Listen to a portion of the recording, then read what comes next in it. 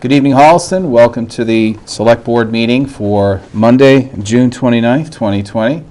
We apologize for the late start. We had an executive session earlier, so we're going to get underway this evening with our agenda. To begin our agenda, we will ask Chief Cassidy for an update on the coronavirus. Chief Cassidy, could you join us? Absolutely. How are you? I'm well. Thank you, Mr. Chair. Thank you to the board for having me this evening. Since I met with the board in the public session last week, we've had some exciting developments. I'm pleased to report that after 98 days, as of last week, we were down to 0 active cases. That's great.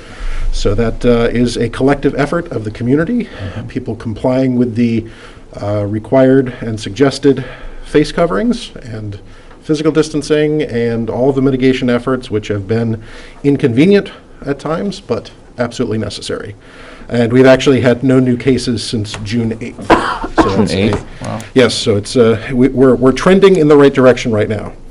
Having gotten through the successful local election last week, I was now able to focus with the town clerk and the town moderator on what the annual town meeting will look like, and I'll have some recommendations for you with regards to venue and quorum and messaging and communications. I'm not sure if you want to do that now or later on in the meeting. No, it's fine.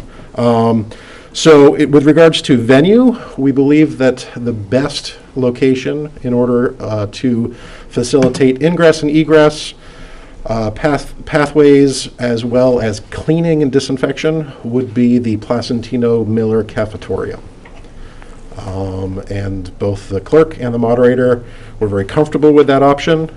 They know that it's been used in the past. They know that we have the capacity that is necessary.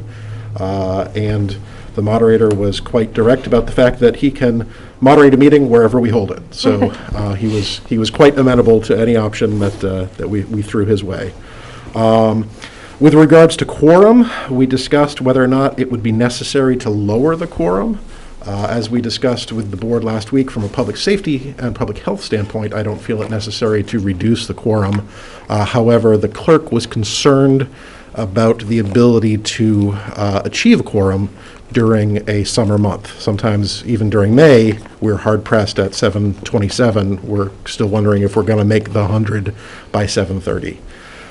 Both the clerk and the moderator were comfortable that if the board chose to reduce the quorum, they were both comfortable with a number of 75. However, that's not something that can just be done this evening based on the legislation that was filed and that was signed by the governor that would require the board to provide notice to the community with at least 7 days' notice of their intent to lower the quorum. Then they would need to have that meeting where they lowered the quorum, and then after the quorum had been lowered, they would need to, the board would need to notify the Attorney General's office as well. We're still within the window in which we can do that prior to your current target date. So something for you to consider, whether you want to go through the process of notifying the community and having that on an upcoming agenda, or if you just want to try and stick with the 100 and hope that enough people can show up. Just curious, before we bring in any questions on that matter, do you happen to have any information on what the annual town meeting quorum typically is? We closer to 100 on any given spring afternoon or evening, or is it trend higher than that? So it trends higher, but the issue is right when it starts is we're often, unless there's a really hot topic, we don't normally have 100 people in their chairs right at 7:30. Often it's a reminder over the cable access, we need a quorum, folks, please come down, and they trickle in by quarter When hour. you said trends higher, Mike, are we talking 125, 150, 200? What is it? Sometimes we see closer to 175 to 200 easily. Mr. Sparrow, any thoughts on the quorum question? What are the other communities, like have any other communities reduced the quorum for their town meeting? Some did, again, not significantly. Again, for us, that would be a 25% reduction. The legislation allows you to go not lower than 10% of your original quorum. Okay. For us, with a quorum of 100, 10 wouldn't be a reasonable and representative No. town, or I don't want to say representative, open town meeting. Right. So we looked, do we want to go as low as 50? But we just felt that that was too extreme. And both the clerk and the moderator were very comfortable recommending that if the board wished to entertain lowering, that they both felt 75 was a number that they would be comfortable, both in terms of the governance factor, the ability of people to participate, but at the same time, not being such a radical reduction that people thought, oh, they don't want me to participate. Okay. Ms. Hine? I have a couple questions. So I was waiting to hear what you had to say before I got online and started looking this up. At one point, there was a version of the bill before it was signed into law. Yes. That if you dropped below if you reduced your quorum, Yes. you could only have articles related to your budget, omnibus budget. I think that did not make it into the final language. That was one thing I wanted to Right, yes, triple check. at that point, it was, they would only be able to act on warrant articles approved by the select board, limited to this town's budget and acting on federal deadlines. So that's the way, when it was still in bill Yeah. fashion. But the bulletin that came out from DLS says that several procedural requirements, board must publish notice, not less than 7 days before the vote, must provide adequate means of public access that will allow interested members of the public to clearly follow the deliberations of the board on making a quorum adjustment, and not less than 10 days after the vote of the board to adjust the quorum requirement, town clerk must notify the AG of the adjusted quorum requirement. Okay.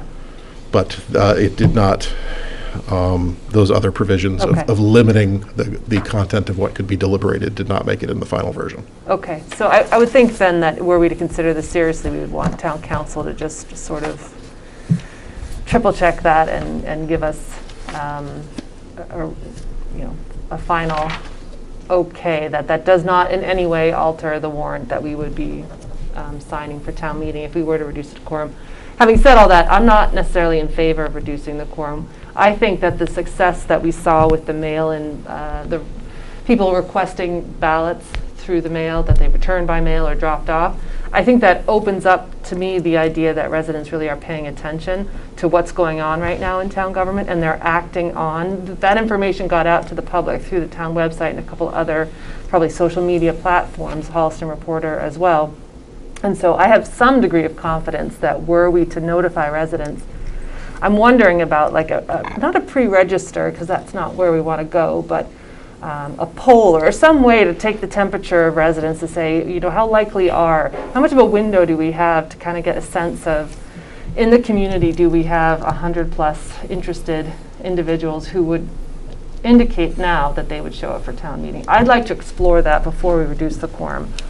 That would be my interest, but I don't know how heavy of a lift that is and how short of a runway we have to get that sense. Right, so you need to publish at least 7 days before you're having the discussion, so you've got probably at least 8 days before you would need to get that feedback in. I'm just not sure how we would gauge that, because again, the people that are engaged are going to respond, and the people that are not as engaged may not respond to your survey, so your results may be skewed a little bit.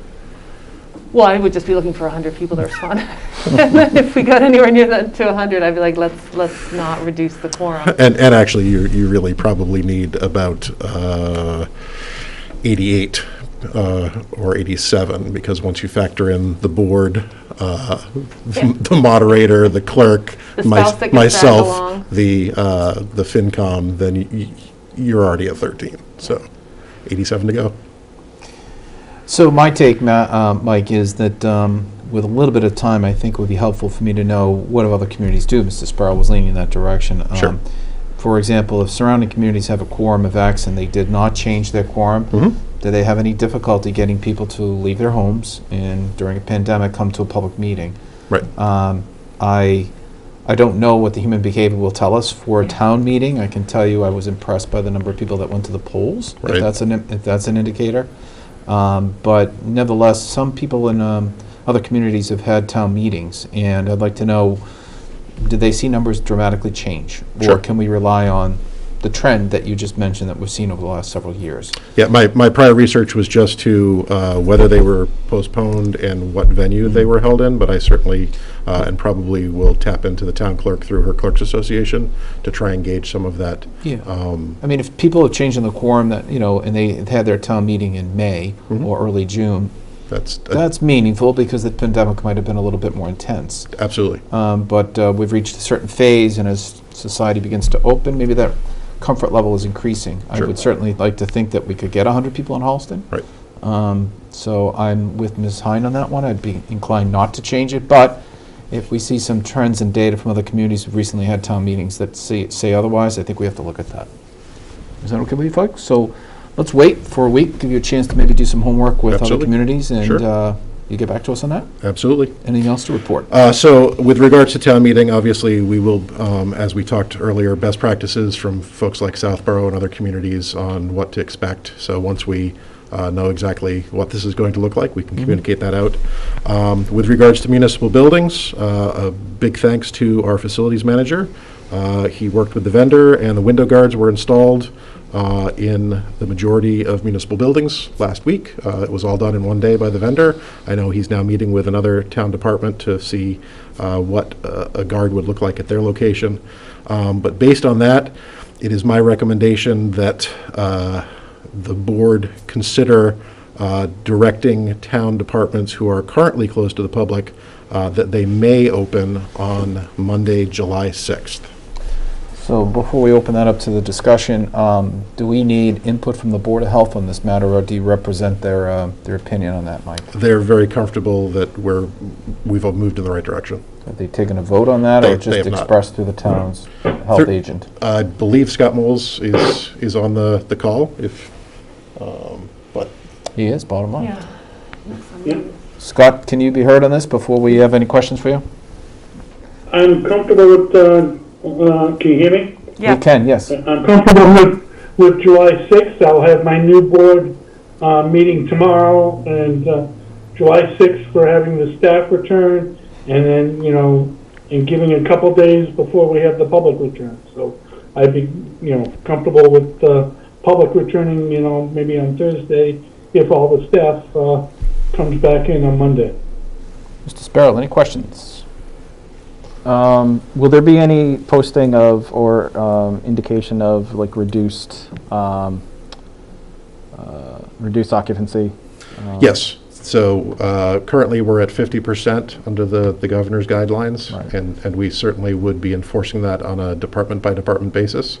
And again, the caveat that I would offer is that the direction that I think that we should provide town departments is that they may reopen as of X date and open to the public subsequently when they feel they're ready. I realize there may be some one-offs, folks like the police department, who they closed even before other municipal departments closed, and I know they're extremely concerned about the health and safety of their members, and if they choose to keep their lobby closed beyond, that's a decision that they can make, and I'd be comfortable with that because they're still able to service the public, and that And the public can still access the building. Absolutely. So if an individual department chooses to do a slow roll, just like we saw with some of the restaurants, could open on a certain date but didn't on that date. For instance, if you've got a human service agency such as Youth and Family Services or the Veterans Agents that are working one-on-one with a client and they just don't feel that they're quite ready to bring people into their office and they want to do some of that, they still do some telemedicine or some meetings outside. I want them to feel the flexibility that we're not just going to open the floodgates and tell everyone they can show up to a public building. Because, again, it's going to be an individual department. Those employees need to feel comfortable that not only working side by side with their coworkers again, but also interacting with a 50% level of the public. Any questions on that?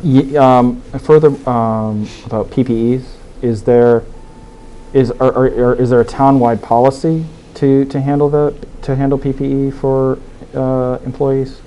So the expectation would be that because it's a requirement for all employees to have PPE, if they don't have their own yet by now, we can issue them some. Okay. But we're 4 months into this, so a lot of people have taken their own initiative because they don't like the paper masks. They don't like the way the loops go around. They prefer the handmade ones, and everybody's sort of got their preference. So as long as they're complying with the CDC requirement for face coverings, then we don't need to be prescriptive and tell them that they need to wear this model by this manufacturer. The key is they need to be compliant and wearing it. So they would provide their own, is what you're saying? Yes, and if they don't have it Okay. when they show up to work, or they forgot it, absolutely, we've got backups and spares, but just like no shirt, no shoes, no service, Sure. the expectation 4 months into this pandemic is that by now, You've got a mask. they can probably source some sort of a compliant face covering before they show up to work.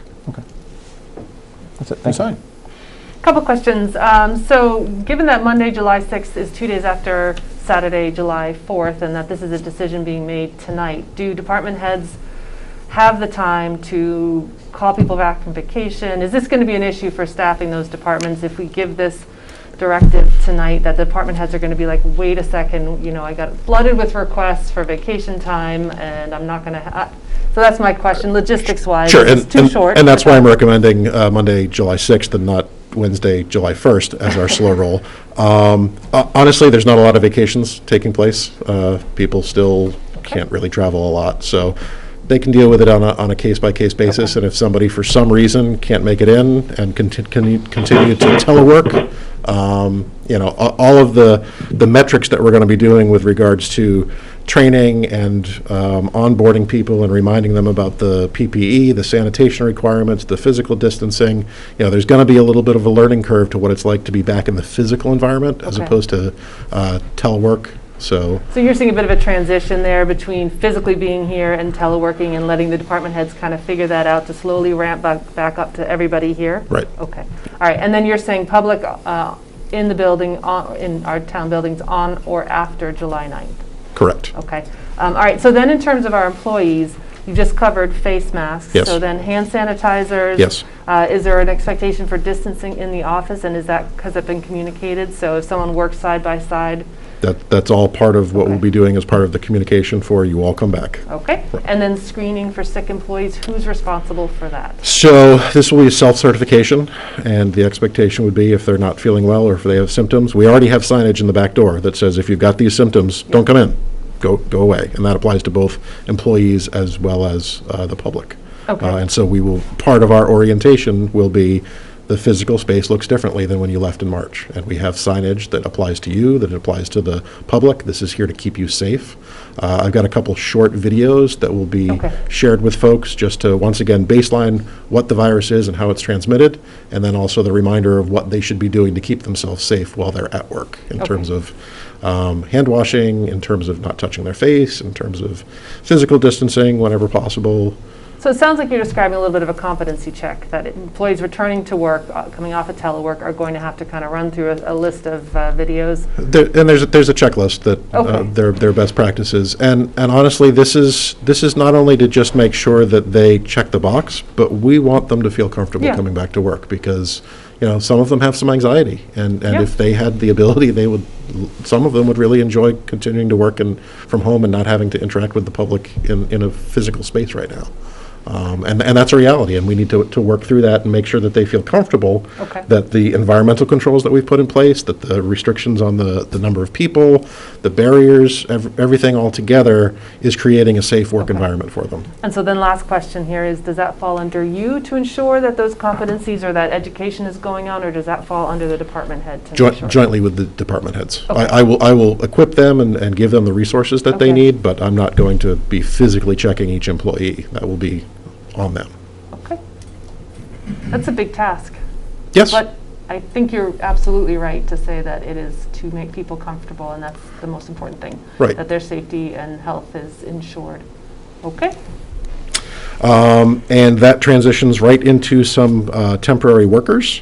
I know, and I'm not sure if this is on your agenda later on, but one of the requests that has been made by the technology director would be for some assistance in moderating the online Zoom meetings. As of last week, he was over 100 meetings that he has moderated for town boards and committees, and it's a lot. And there are nights where he's manning 3 Zoom calls at a time, trying to moderate, making sure that people are coming in the waiting room.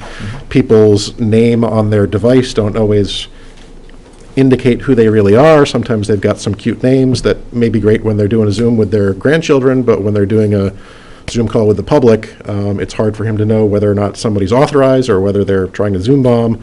And it's making for some long hours. So his request for temporary hourly individual to help moderate Zoom meetings was included in the original spreadsheet that I had when I came to the board for the initial lower level CARES Act request. So it was already built into the model of the original ask. So this isn't supplemental, so this would fall within sort of the standing orders that we talked last week of requests that had been made prior to the submission.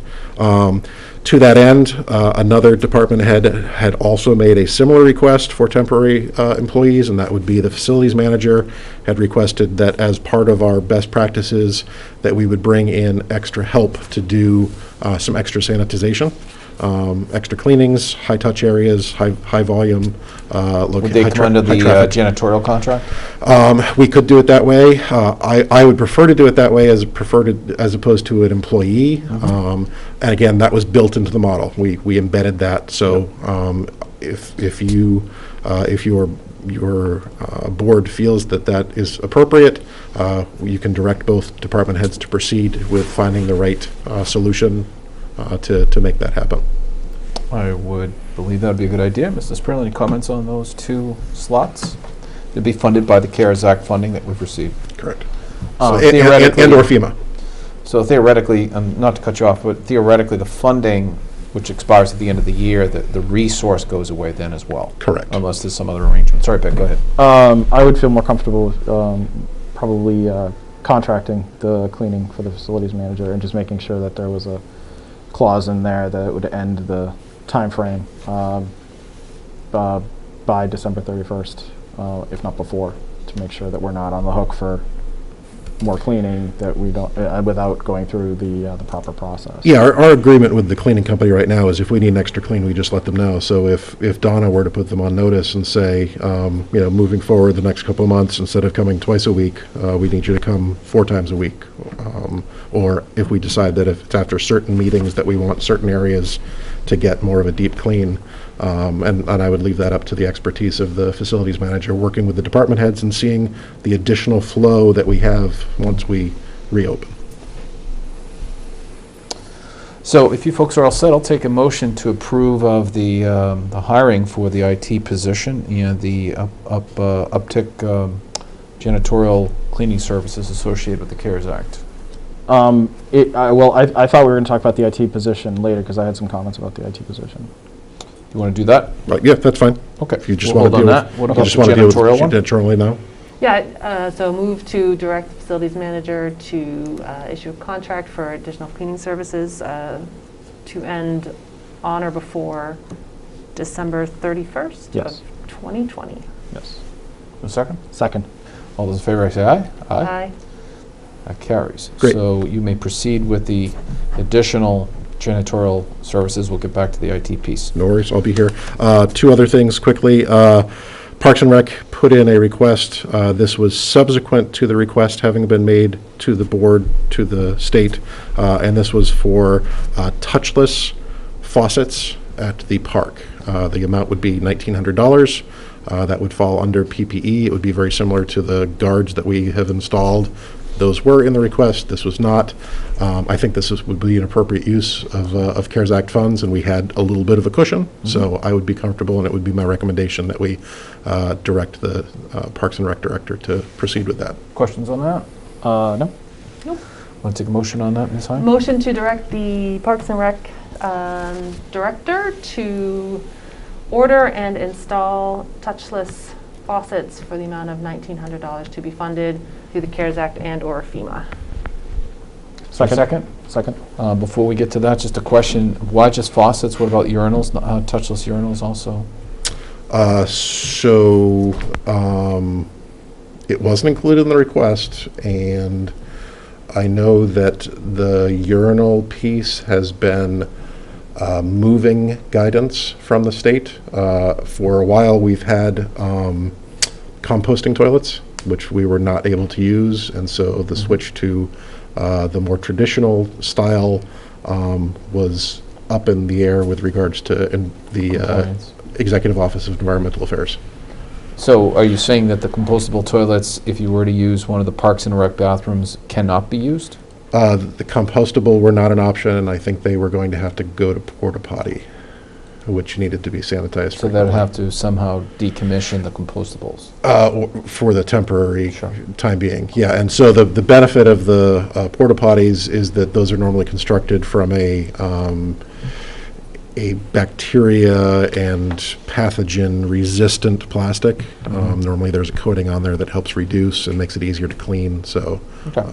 that's what my understanding why it wouldn't be All included. right, so we have a motion and a second on the touchless faucets. All those in favor say aye. Aye. Aye. Okay, that carries. And lastly, if you haven't had an opportunity to read the 20-page plus document from DESE regarding reopening guidance for the schools for the fall, there was some really good news in there. There was a $225 per pupil formula grant that will help offset some of the school's costs to be able to reopen. And there's also a remote learning technology grant that will possibly offset some of the ask that they'll be making from the CARES Act. So all positive moves Great. in the future. Mike, a quick question on the improvements that you mentioned earlier from a facility perspective. You said we see the evidence here at Town Hall of the new glass partitions. Where else were these improvements made? You said facilities. I just want the public to understand where they can expect to see these changes. Sure. So these were installed at 1750 Washington Street for Parks and Recreation.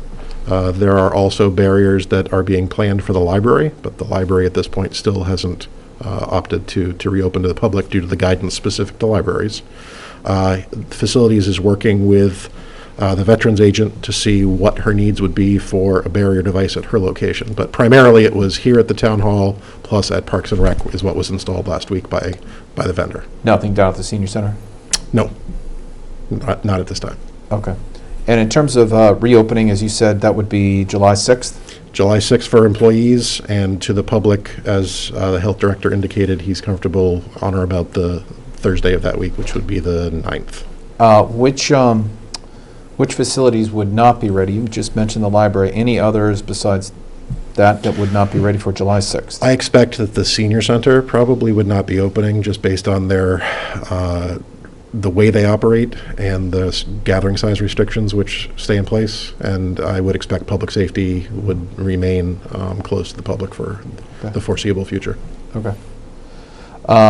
Very good. So the public will have to understand that those two locations will likely emerge later as we get a little closer to more freedom phase. Subsequent phases, yeah, correct. Okay, very good. Great.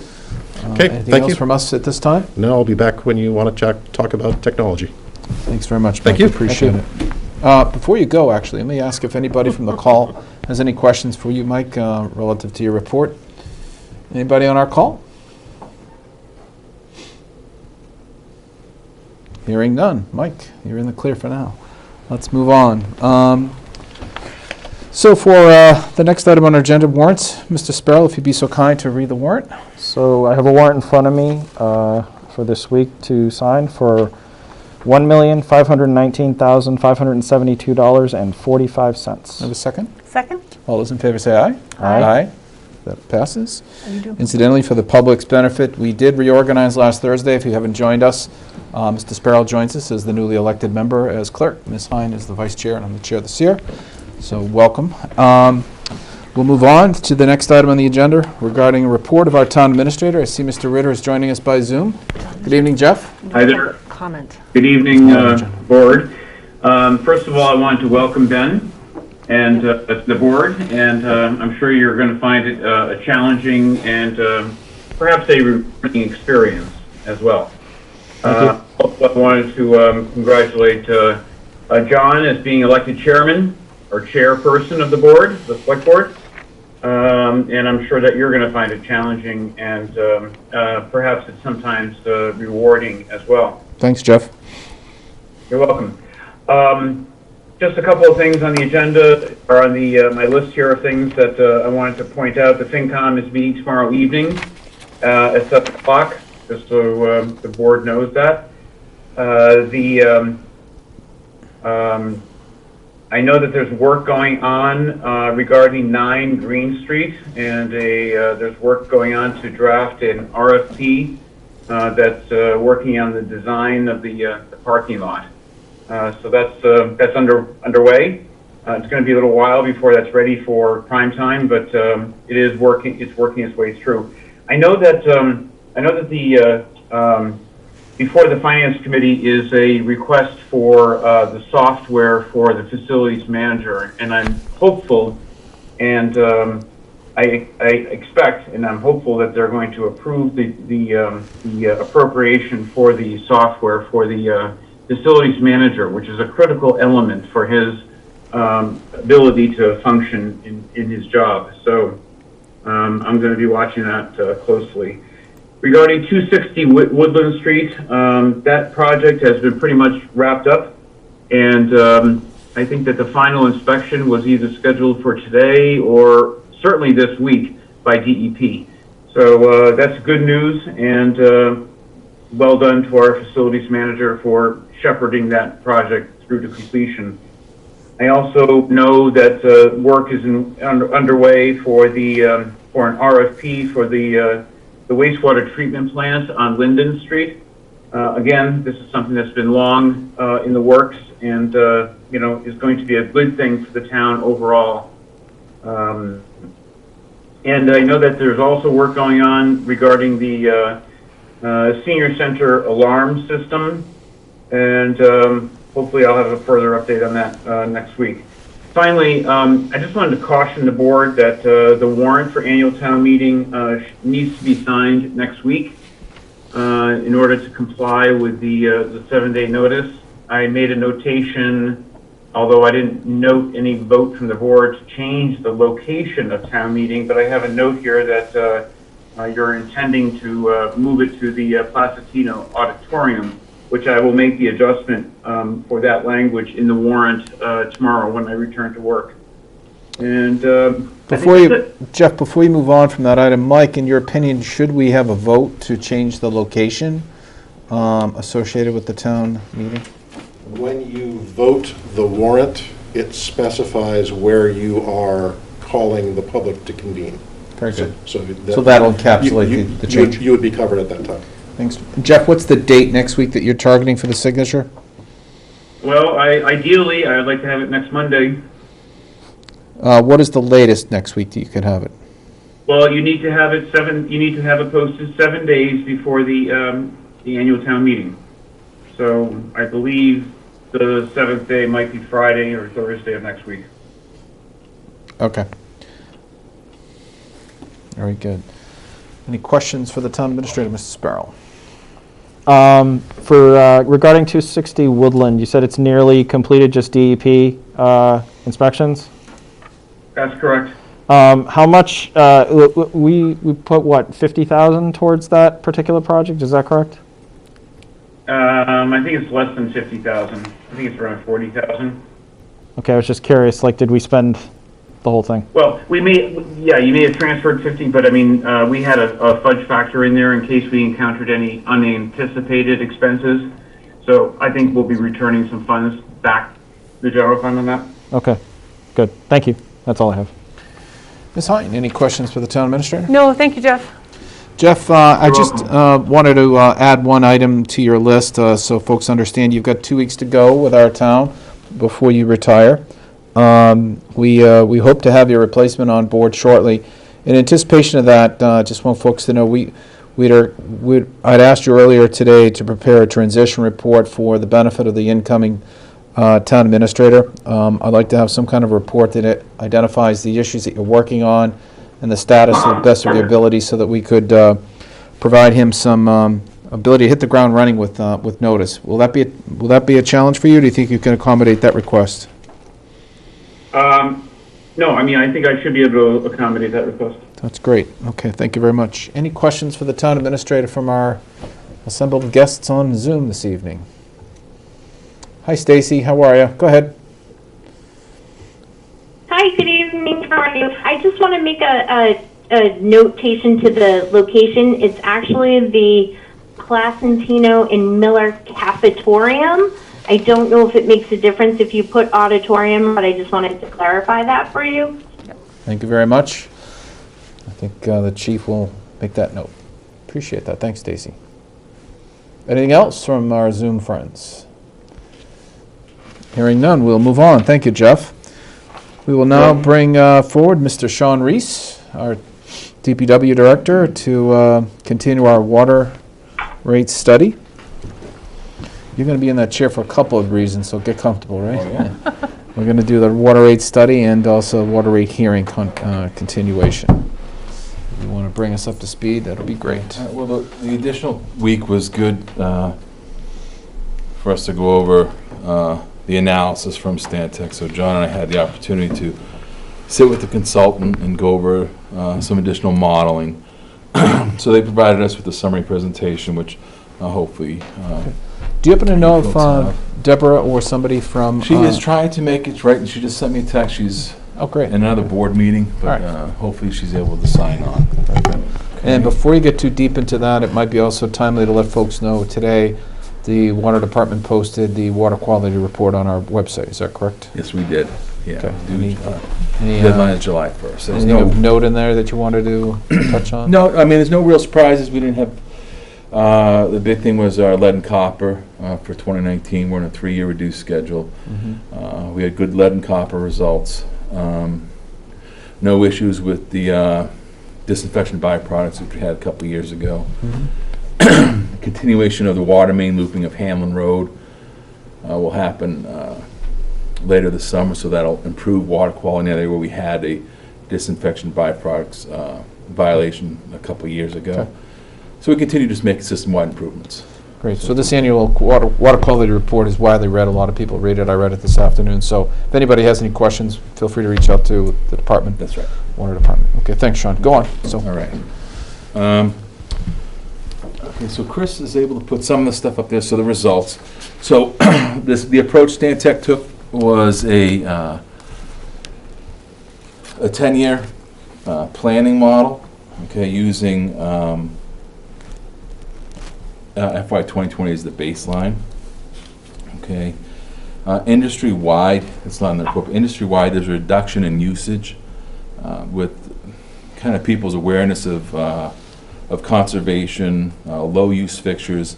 So a baseline for use was an assumption of 0.5% of growth over the next 10 years.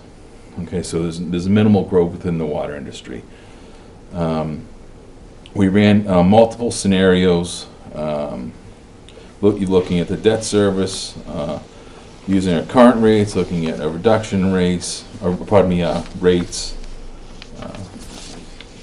The infrastructure fee, looked at that, and the water meter fee. Those are pretty much the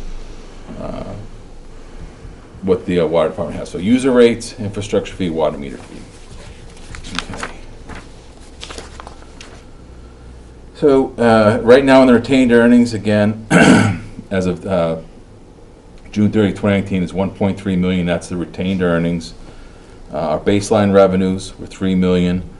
We have 1.4 in the infrastructure fee, and there's 150,000 in our meter fee. Okay.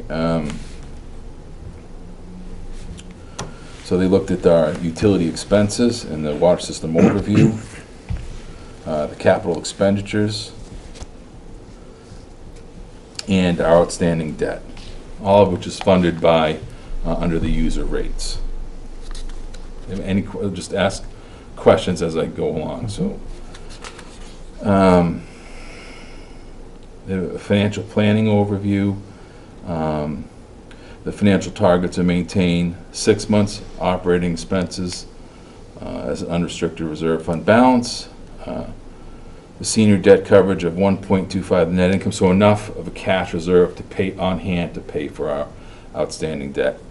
And the SRF loan, they used a 1.0% net income, so enough cash on hand to pay for all of our debt at all times. So what we tried to do was incorporate some type of reduction in rate, user rate, for the consumers in town. Okay, all knowing that We still have the infrastructure fee, which we can look at a later date if we're going to,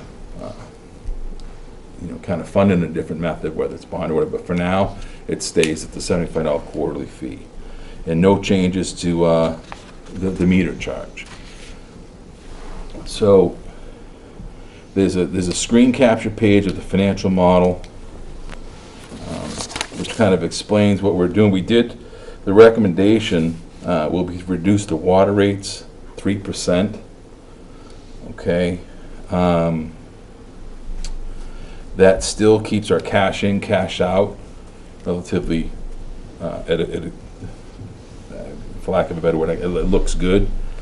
And it meets our debt coverage. What we'd like to do to maintain a good net to make sure we have debt is to utilize some of the retained earnings, probably $500,000 to pay for the water treatment plant. So that would go through town meeting. We'll still borrow. The intention is to still borrow 8.375 through the SRF fund, but we may not ultimately need to use all of that money. If we take $500,000 out of our retained earnings, we actually ultimately should be able to borrow less, and it'll keep that net model where it should be. That type of development won't be known for about another year, As far as whether or not we're looking at using any additional water retained earnings to offset the cost of the water treatment plant construction. Because you'll be going out to bid in the spring next year, right? we'll be going out to bid in November. It's November. I'm sorry, not out to bid. You would have awarded the contract by early March next year. Correct.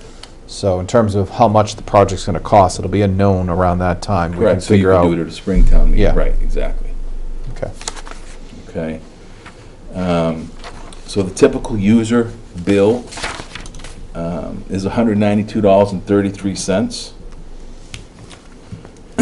It's not the reduction in the rate, the more water used, the greater you'll see a reduction in your bill. But overall, it's about $20 a year, or, It's for an average. right, an average about 25. So it's not a huge savings. You're not going to go buy a car, but it's what we could do to maintain and pay for the debt, maintain our operation and capital. They also took a look at some other local communities around us. Holliston, if you look at it, we are pretty much the high. They look at Ashland, Millis, Milford, Norfolk, Medway. But what you need to also consider is we have the $75 infra rate structure on there. So if you remove that, or we found another method to fund that, you'd fall right in line with everybody else. But Right. that our infrastructure falls on the users right now. That's pretty much a quick summary of that report. We'll have greater detail posted. The full report, but it's kind of a summary for you. Very good. So- We'll start with you, Mr. Go Ben. No, I also want to say, we did take a look at, the tier structure for your Right. commercial properties, okay? The revenues didn't warrant the increase to tier 4. Okay, we just don't, we don't need to charge the consumers or the users more to provide, basically to fund our, the water department. Also, there were concerns that it could show bias towards a commercial user.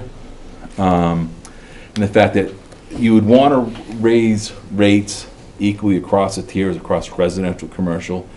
If you just focus solely on the commercial, and we could find no real increase in demand to the to the water infrastructure, say. There was no spike in demand or spike in usage. It was more or less across the board. So it just really wasn't warranted to only increase commercial properties from that tier 3 to that tier 4. There's a big concern if we did that. Okay. Do you want me to wait, John, with comments until? Yeah, but we'll start with Ben Okay. if he has any questions for Mr. Reese. Thank you for this information. It's useful. I look forward to kind of diving really into the numbers. Mhm. As you may know, I'm a numbers guy, so I like seeing them. So I'm just trying to make sure I understand kind of what we're talking about here with the Okay. study. So it's a 10-year plan is basically Yes. how it's looking at things. And these numbers are going to include, did I understand, maybe I missed it, that it's going to include some funding model for the treatment plant? It assumes the entire 8.375 million paid for by the outer user rates. Okay. And I think that's all I have right at this moment. So. Okay. Dina? Okay, so I just want to draw a distinction between a change in rates and removing a cap. Okay, so what I've heard presented so far is in terms of the rates for each tier, and what's being recommended is a 3% drop. Correct. And I'm assuming that's tier 1, 2, 3, 4? Correct. Okay. I have not heard any information out of the water rate study on removing the cap of tier 3 only, up to tier 3 for commercial. So if we put any rate change aside and we just look at the practice of capping commercial businesses at tier 3, I'd like to hear information from the study on that cap, if there was any that was prepared out of the study. Well, their concern was consistency across the classes. So Sure. if you're agricultural or you're residential are capped at one rate, you basically shouldn't, let me see.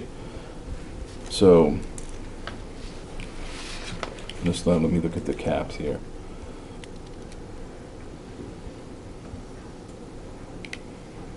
I don't know if we necessarily studied that, I mean, to be Okay. honest with you. I'd have to speak to, if she's not on. Well, so let me Oh, just... Deb might be on, so I don't know. Hi, everyone.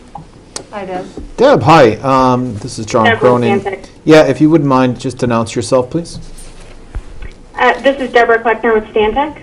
Thank you, Deb. Sean, did you want to address a question to Deb?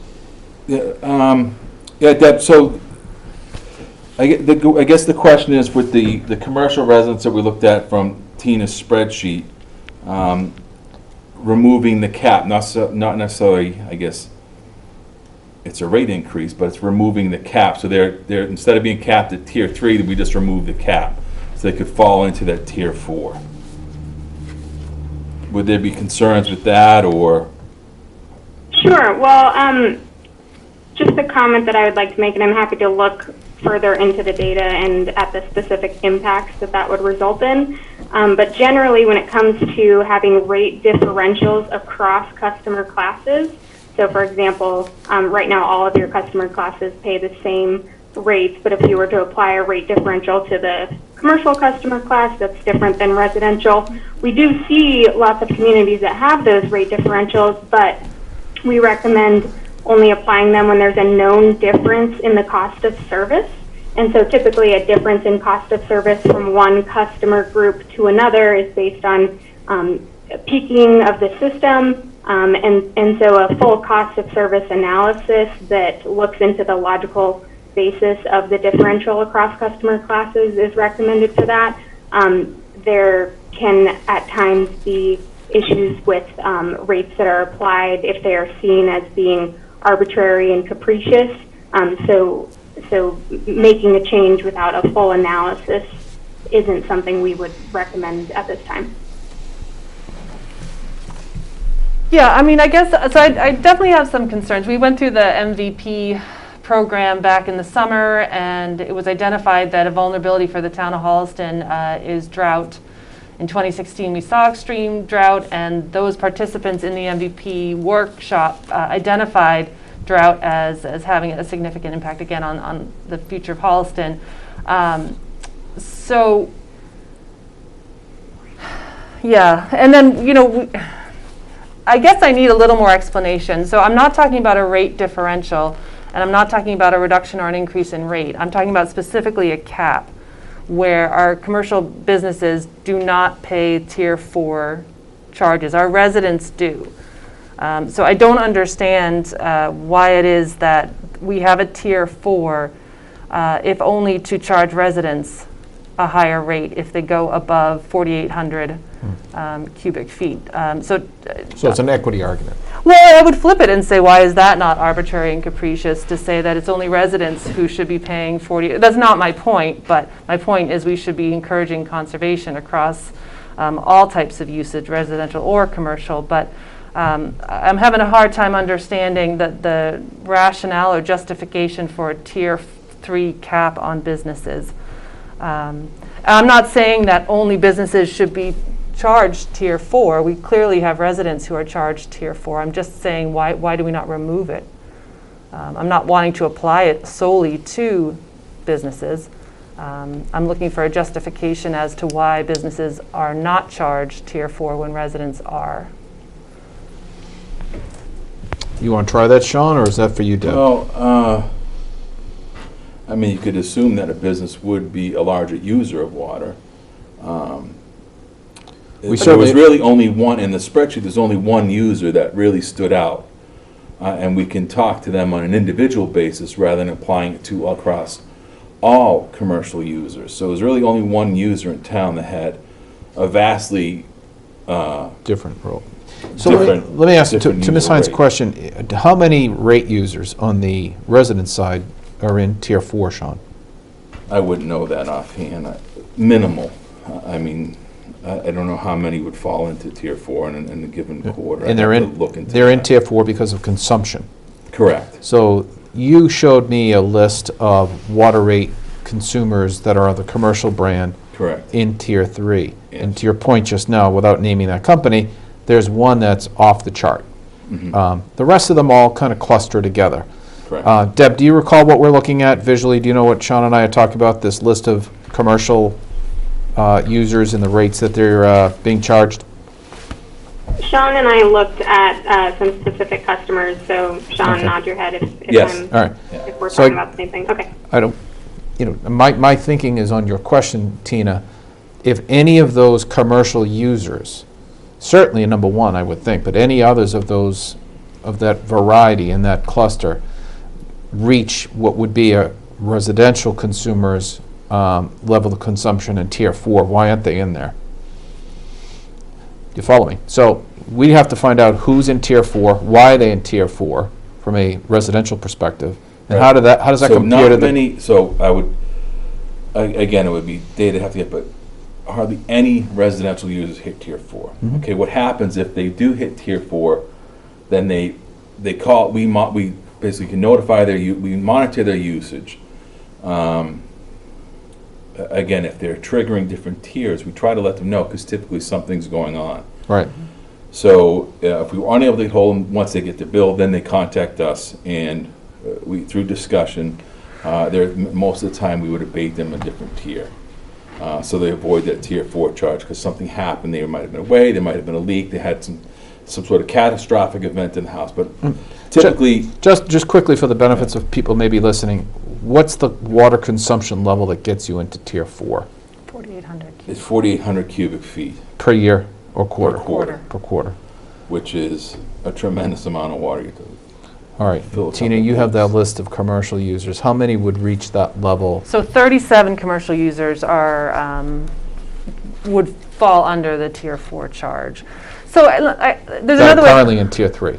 That are capped, correct, that They're are in Tier not 3. paying Tier 4 charges. There are 37. In a quarter, it's 350,000 cubic feet of water that's not being charged, that's being capped, rather, at Tier 3. Another way to ask my question is, why have a Tier 4? And my guess, and I don't know enough, but my guess is that it has to do with best practices.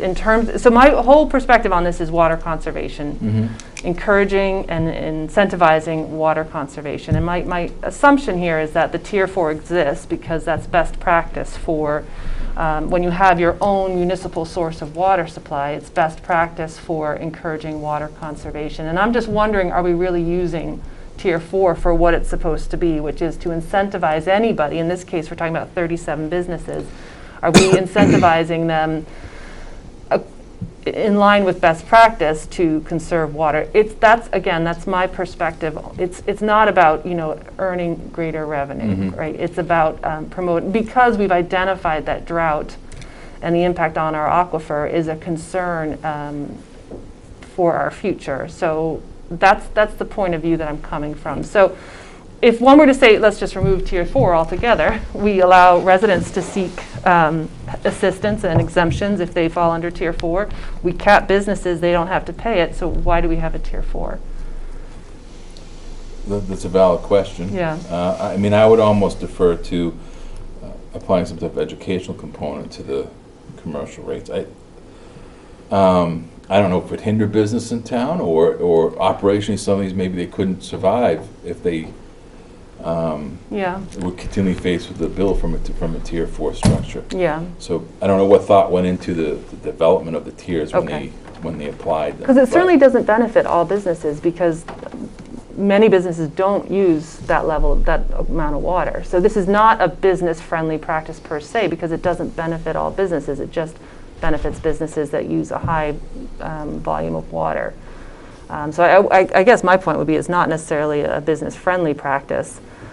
So I think I just need to understand a little bit. So let me back off. I've come on kind of strong here. Let me back off and say that our new town administrator comes from the MWRA, and that he was responsible on his resume.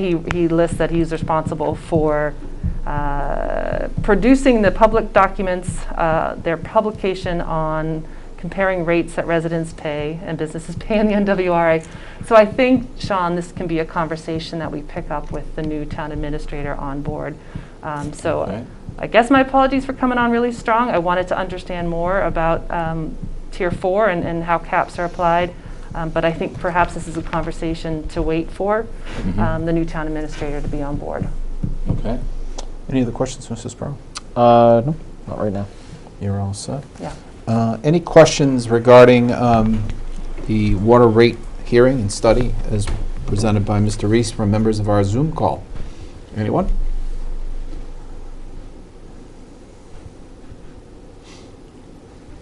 Okay, hearing none.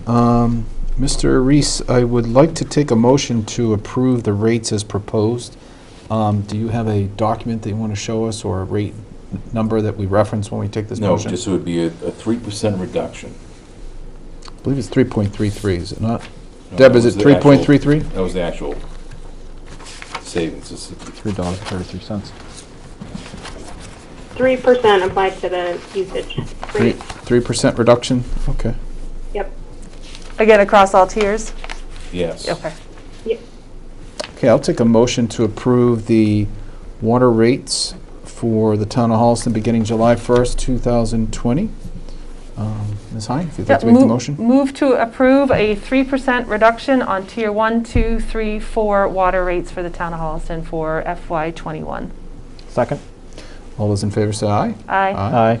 That carries. Okay, and we'll work on getting the full, all the documents out to the public and make available to, I'm sure Well, some members of the FinCom will have some questions. And let's not lose sight of the fact that this is a 3% reduction. This is a good thing. It is, Absolutely, yes. yeah. Mr. Ritter, if I'm not mistaken, at this point, we have reached the end of our hearing that was open back on April 13th. I believe we now need to close the hearing. Is that correct? That's correct. Do you have a copy of the notice of hearing in your electronic packet?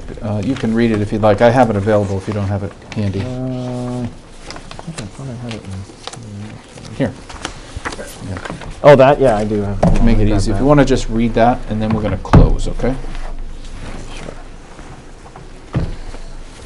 Read that originally, and then we'll close that hearing. All right, so notice is hereby given that the Board of Selectmen, Select Board. the Select Board, will hold a public hearing on Monday, April 13th, 2020 at 7:15 PM in the Selectmen's Meeting Room, Room 105 at Town Hall, 703 Washington Street, Holliston, Massachusetts, to determine the water budget and to set equitable prices and rates for usage of the water system for fiscal year 2020. 2020 or 2021? 2021. Yeah, fiscal year 21. Okay, that's That's a typo. a typo. So we are now going to close the hearing, originally opened on April 13th, 2020. Do I have a motion to do so, Mr. Sparrow? So moved. Ms. Hine, do I have a second? Second? Okay, all those in favor say aye. That closes the hearing. Thank you Aye. very much, Mr. Reese. We appreciate your help on that. Thank you. And I think if you have any homework, it would be to look further into those Yeah, tiers we next will. door. That'd be it's a And good please post the opportunity material on the website as soon as Yes, possible. absolutely. That'd be Thank great. you. Nice Thank job. you, Sean. Thank you Thanks, Sean. very much. All right, we're going to move on in our agenda. We're going to welcome the school committee in to present a capital request for our annual town meeting. Good evening. Do we have members with us? I see our chair is up there, Stacy. Andy, how are you? Ann Louise is here. Who would like to take the microphone, if you will? I see a hand up. Here. So I just wanted to say good evening and welcome, and thanks for having us. And I will turn it over to our budget subcommittee.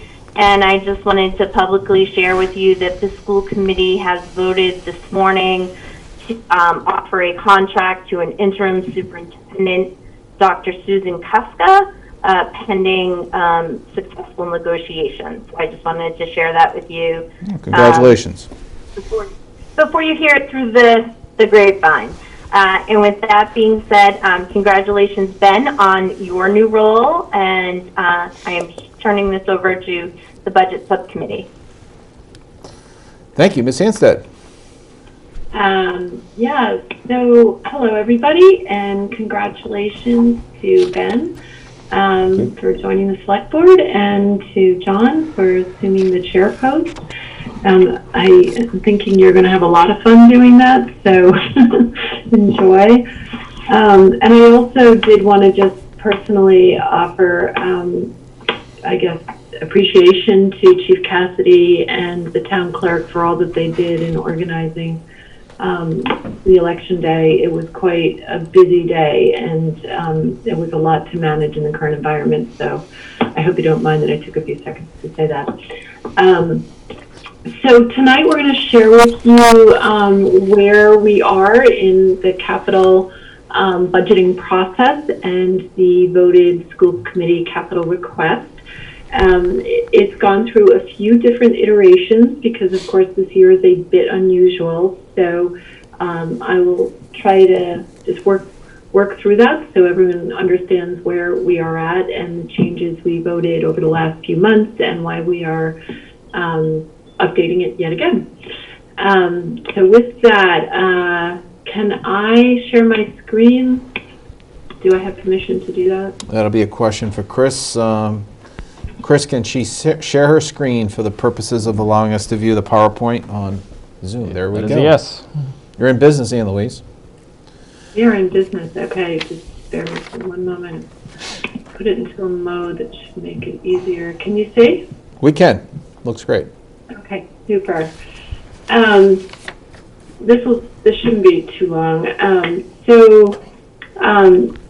Our first voted capital request is usually in line with when we vote our operating budget in the spring. And typically the reason we would add capital to our overall discussion in the spring is because there are projects that are best executed over the summer, projects that impact the campus and potentially, safety of the students. So we like to do them when there are no students on site. Otherwise, they would be requested in the more traditional fall special town meeting. We also typically have, we'll put our technology requests in during the spring so that we can manage the purchase of those devices and ready them for student delivery at the start of the school year. So this year we voted our initial capital request on March 17th, and I will go back to what that looked like, but just at a high level, it was just over $1 million, and it included infrastructure costs, technology, and campus improvements. And those really were the bulk of it. There was about $625,000 that covered repairs to the Miller roof and a committee and field project to replace the committee and field. So I'm not sure if it's better to go through what that committee and field project was now or later, but let me try to just kind of take you through the motions here of how the budget changed. As it became apparent, with the onset of the pandemic, that there was a lot of uncertainty around the overall economic environment and concerns about local revenue, never mind our desire to make sure we were, supporting the town in its desire to conserve cash in any way possible, we voted to defer the committee and field project to fall special town meeting. And that was basically an acknowledgement that everything was on hold, and if it was possible to do it at some later date, then it was at least worth reconsidering it rather than canceling it. So we deferred that until the October budget. And then in addition, the budget actually, the capital request, we reduced it a little bit more because in the process of identifying technology costs that would be more appropriately covered by the CARES Reimbursement Act, we were able to further reduce the overall request. So on June 4th, we submitted a CARES Act reimbursement request of $392,316. Not all of that was related to technology, nor was all of it relevant to COVID reimbursement. But there was about 290,000, I think it was, that could be pulled out of our capital request, if you will. So that had a further impact. So just to give you a sense of 281,000, there it is in the footnote.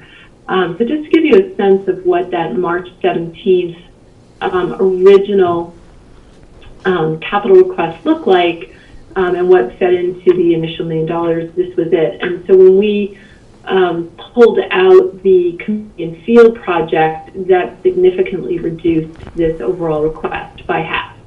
So that we felt was important, and then there was another few hundred thousand that we were able to reduce it by. So having said that, things have changed since then, and so, sorry, I took it out of presentation mode, didn't mean to do that. We are recommending adding committee and field back to the request at this point in time. And that's not because we're ignoring any concerns around the economic environment whatsoever. We're doing this with a little bit of guidance from our liaisons from the Finance Committee, as well as some digging and research on where the costs of this project are going. So this is where I want to just step back and share with everyone a little bit about what that committee and field project is. Sorry, forgive me on that.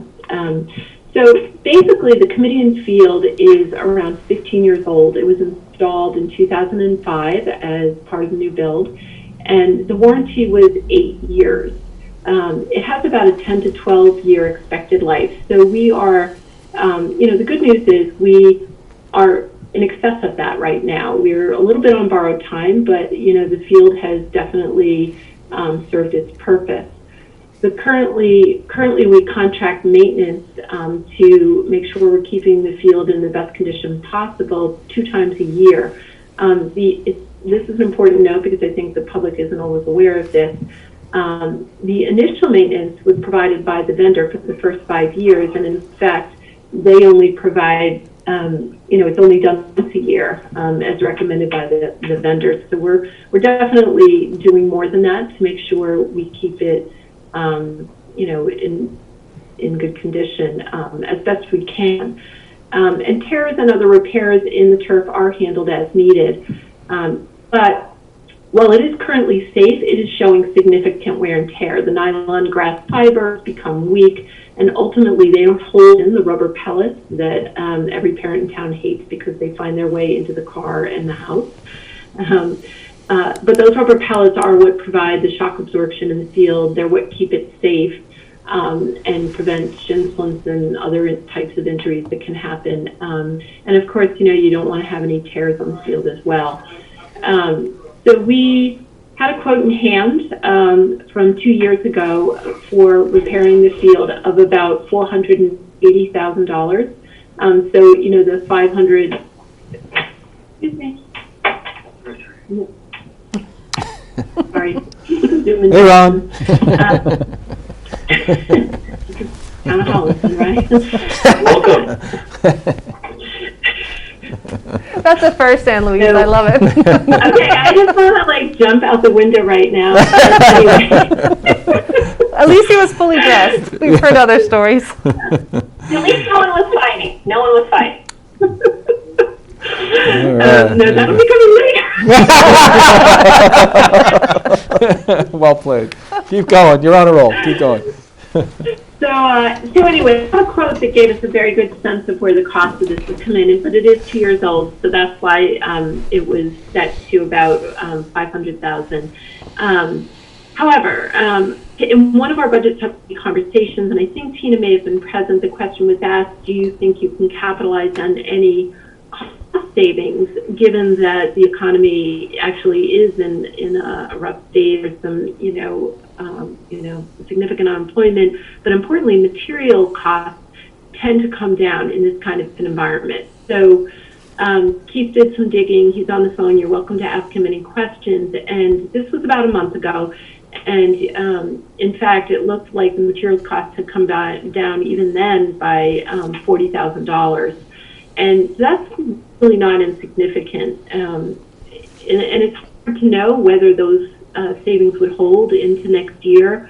But our anticipation is that as reopening happens, that we will lose the opportunity to take advantage of that savings on this project. And, a savings is a savings, and it can be used toward anything. The other major project, just so everyone's aware, was the Miller roof repairs on the Miller School down at the elementary complex. That roof is 22 years old. It was installed in 1998, also part of the new build. And the warranty for the roof was 10 years with an expected life of roughly double that.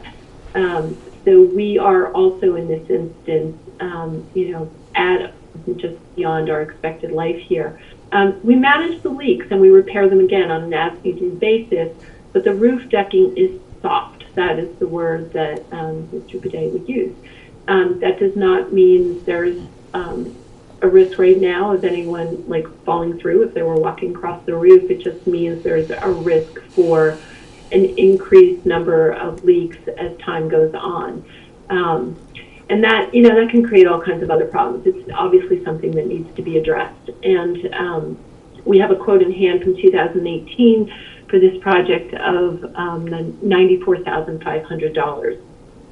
This would need to be updated, as would the committee and projects based on prevailing wages for the current time. So we would need to take a look at those. So where does this put us in our recommendation? Sorry, guys, I have to minimize you just for a moment here. So basically, we're recommending adding back the committee and field project so that we have the flexibility to move forward with this project if and when there's an opportunity to do so. What we mean by that is that if the materials cost continues to decline, if, God forbid, the MIAA says that because of EEE and the pandemic, that the sports season for the fall is on hold, then fall becomes a relevant time to consider. And what we don't want to do is be in a situation where we don't have the opportunity to take advantage of those savings and the field downtime because the project hasn't been approved. And we would have to wait to go to the fall town meeting in October, in which case it would be too late to move ahead. So that was sort of the reason. It was really just flexibility and cost savings opportunities to consider putting this back on the docket. It doesn't mean it absolutely has to be done. It just sets aside the funds for the town so that it can be done in the most prudent way possible.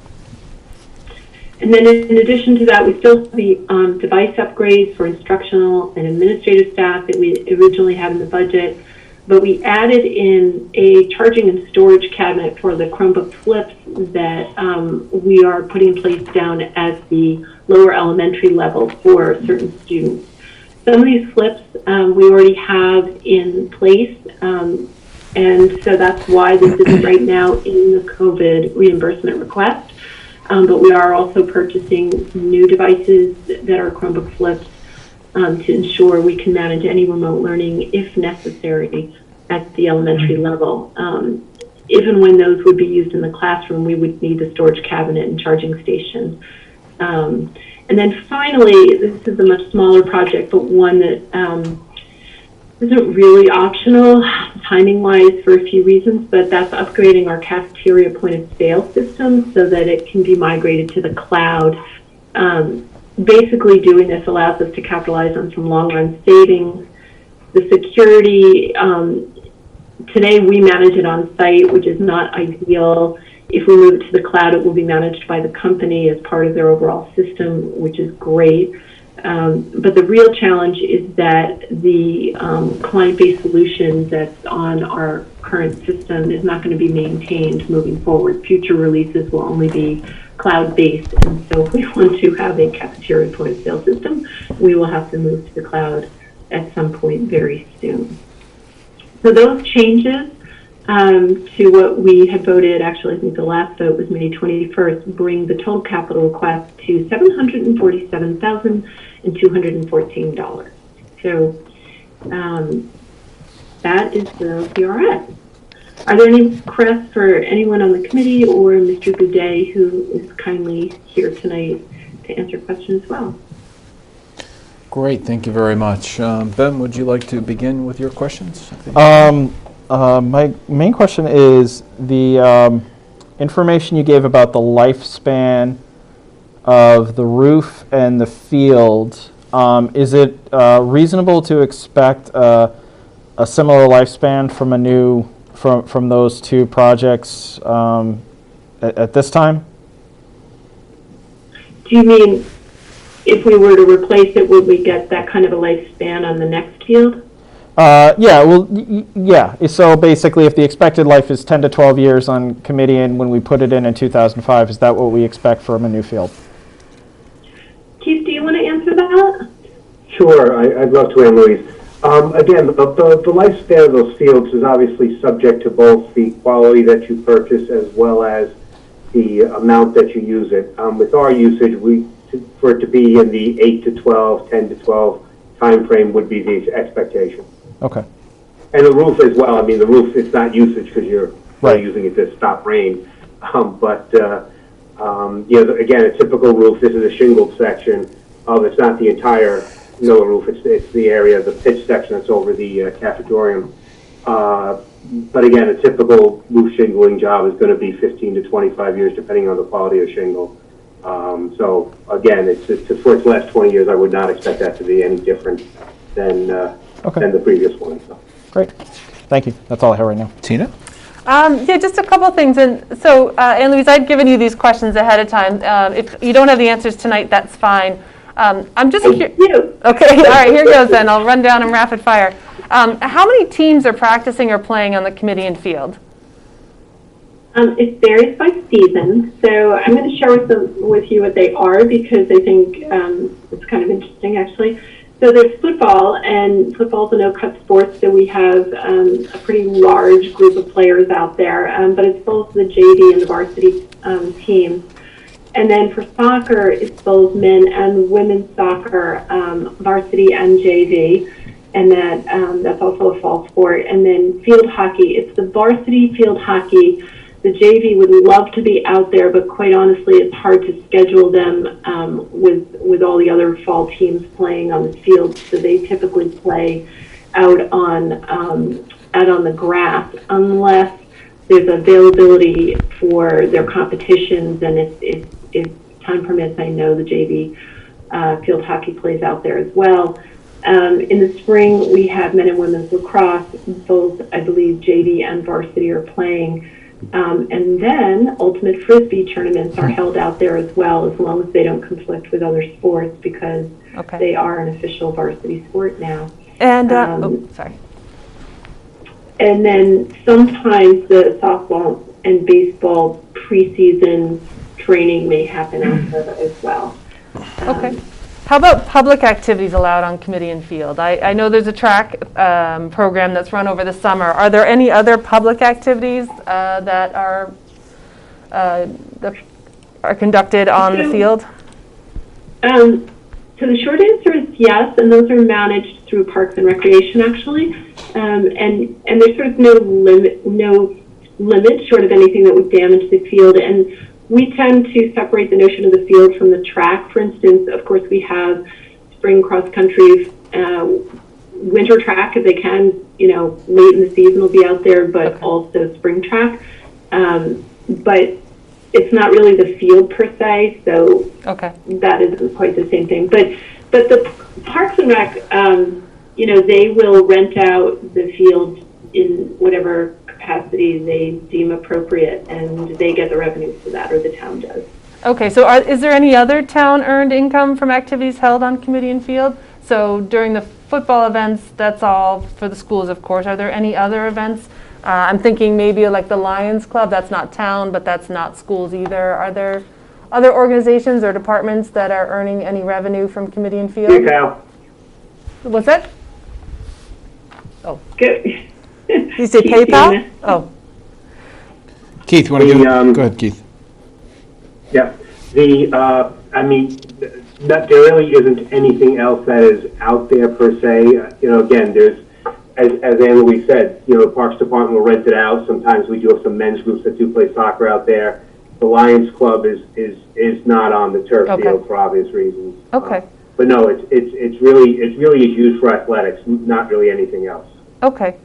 Yeah, I guess my questions on the capital request are not for the schools. I think the school department and the school administration, the committee and so on, I think you guys do your homework on your capital requests, and it's really impressive. A special shout out to Anne Louise and Keith and Dan. You guys, Dan McLeod, that is, you guys know your stuff, and these requests are really thorough, and your justifications are really strong.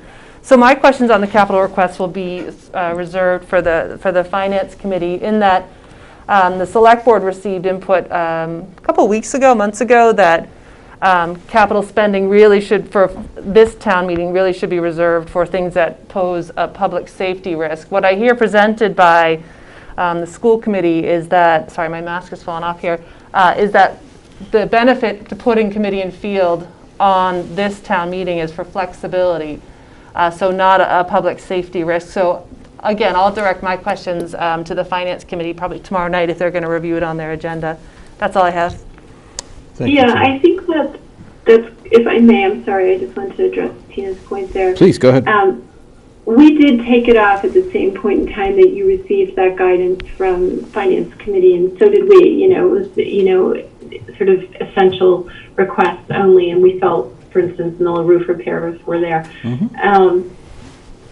We're adding it back for flexibility, but also because if there's a chance to realize any kind of significant cost savings, we thought that was worth the town considering. And we don't know how long that opportunity will last. It really is going to be hard to predict. And so we just want the town to have the ability to watch and see what happens. And if the fields are accessible and available to work on, great. But, if there's a fall sports season, we won't be able to pull this off anyway. So that's the other side of this coin. Well said. Yeah, thank you. So just a couple of questions, Anne Louise, if I could. The presentation offers a bullet that says the quote in hand was from August 19, 2019 on the committee and field replacement at $480,000. That's 480. There's a note here that said the quote was reaffirmed in April with a $40,000 discount for completing the project during the late spring, summer of 2020. And it goes on to say, quote, now needs to be updated again. Am I to think that that $40,000 discount would have brought the price down to $440,000? I'm going to have Keith elaborate in a second. Sure. That was when I mentioned, a month ago, we wanted to see if there was any opportunity for savings, like pandemic savings, if you will. Yep. That was the 40,000. It was sort of a 30-day, promo offer, if you want to think of it that way. The vendor said, yeah, you know what, if you want to get this thing done this summer and can commit to that, then we can give you a $40,000 discount on materials. by doing it this summer, committing to it this summer. So, Keith did say you probably have to go back and reaffirm that. But Keith, can you answer the question about would it be 40,000 off the 480? It would have been 40,000 off the 480. It would have been available for 440 plus. And again, I have a small buffer in there for any kind of odd things that would happen, as is standard when you do capital requests. The challenge was, again, as Anne-Louise said, it was based around them having plenty of available staff to do work. No matter what, it still has to be a project that has to be formally bidded out. 30B procurement. It would be an RFP. There would be two components of it. One is the materials, which actually comes out of a nationwide contract that we participate in as the state of Massachusetts. And then the second component is a labor component that ends up being prevailing wage and all the normal things that happen during a bid in Massachusetts. So the 40,000 would have been coming off of the material, and as Anne-Louise said, that they would have been able to extend us a price that was lower actually than the nationwide bid. Going forward, I don't know if that would be the case, if it would be 40,000 less any longer. It might be, but again, with us not knowing first if this will get through the Finance Committee, through town meeting, puts a delay on it. Add to that, again, the question of when we can actually do it, depending on whether there'll be athletics or not this fall. So right now, I would still leave the $500,000 as the price, but I don't know if again, timing-wise, whether we'd be able to realize the $40,000 savings going forward. So Anne-Louise, if that cannot be a guarantee of savings, then the only other justification to do it now versus October is what? Flexibility of planning? Well, I think I would look at it a little differently, John. It's kind of a catch-22. It's hard to pin down the savings if we aren't in a position to go to bid. Do you know what I'm saying? Mm-hmm. So, and we could go to bid, say, contingent upon approval at town meeting. Keith and I talked about that. But, that can actually lead to its own round of price increases, because then they know you have yet to get the approval, and they can, the bidding process tends to actually inflate a little bit. So I think the flexibility that we're suggesting the town should consider is because the flexibility can lead to a price reduction. Mm-hmm. It gives you the chance to pull the lever at the right time. Earlier, Mr. Sparrow asked a question about the expected lifespan of this product and would it mimic what was put down back in 2005, and I believe you said it would. So that would lead us to think that a $500,000 investment could reasonably give us another 10 plus years of use. Is that your expectation, Anne-Louise? Well, we're in, year 15 right now, did I say, on this thing? So I'd actually like to think it's more, but, on paper, it should be 10 years. But in reality, I think it would be 10 plus. I'm sure the materials are better now, too. And John, one thing, John, I'm sorry to interrupt you. One thing is that, for an example of a district that's near us, Medfield installed their turf field after us and replaced it 2 years ago. So I mean, we're either behind the curve a little bit, or we're doing a better job of taking care of it, one or the other, or both. So. Right.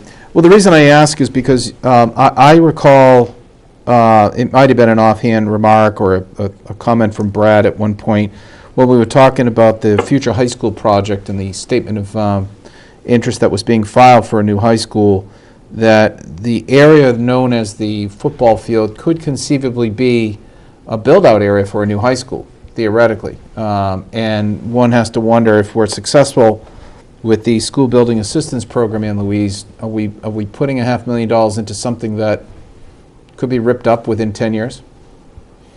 I don't think so, and I will tell you why. Because during Election Day, I asked Keith to walk the field with me, primarily so we could get our heads around a pending graduation ceremony. And we began talking about the condition of the field because I want to make sure that graduation, we're protecting it and all of that. And this topic came up. So Keith looked at me and he said, no. He said, actually, that's probably not where we would, in all likelihood, that is not what you would do, because whether we renovate, if we renovate, the school building stays where it is, depending on what the renovation looks like. If we rebuild, we would still want a very close proximity to the gymnasium and auditorium, because any new build would not cover the building of those two facilities, which is frankly why they're still there now, even after the last renovation. So if we would still want to have an athletic, field house and auditorium of the size that we do, we would keep the facilities we've got, those two aspects of it at least, and renovate those, which would mean any new building would, in all likelihood, be kind of smack in the middle of the parking lot and abut or be connected to those facilities. Is that accurate, Keith? I mean, it would be my belief. Again, Brad's got one more day, so I can say I think he's wrong. So,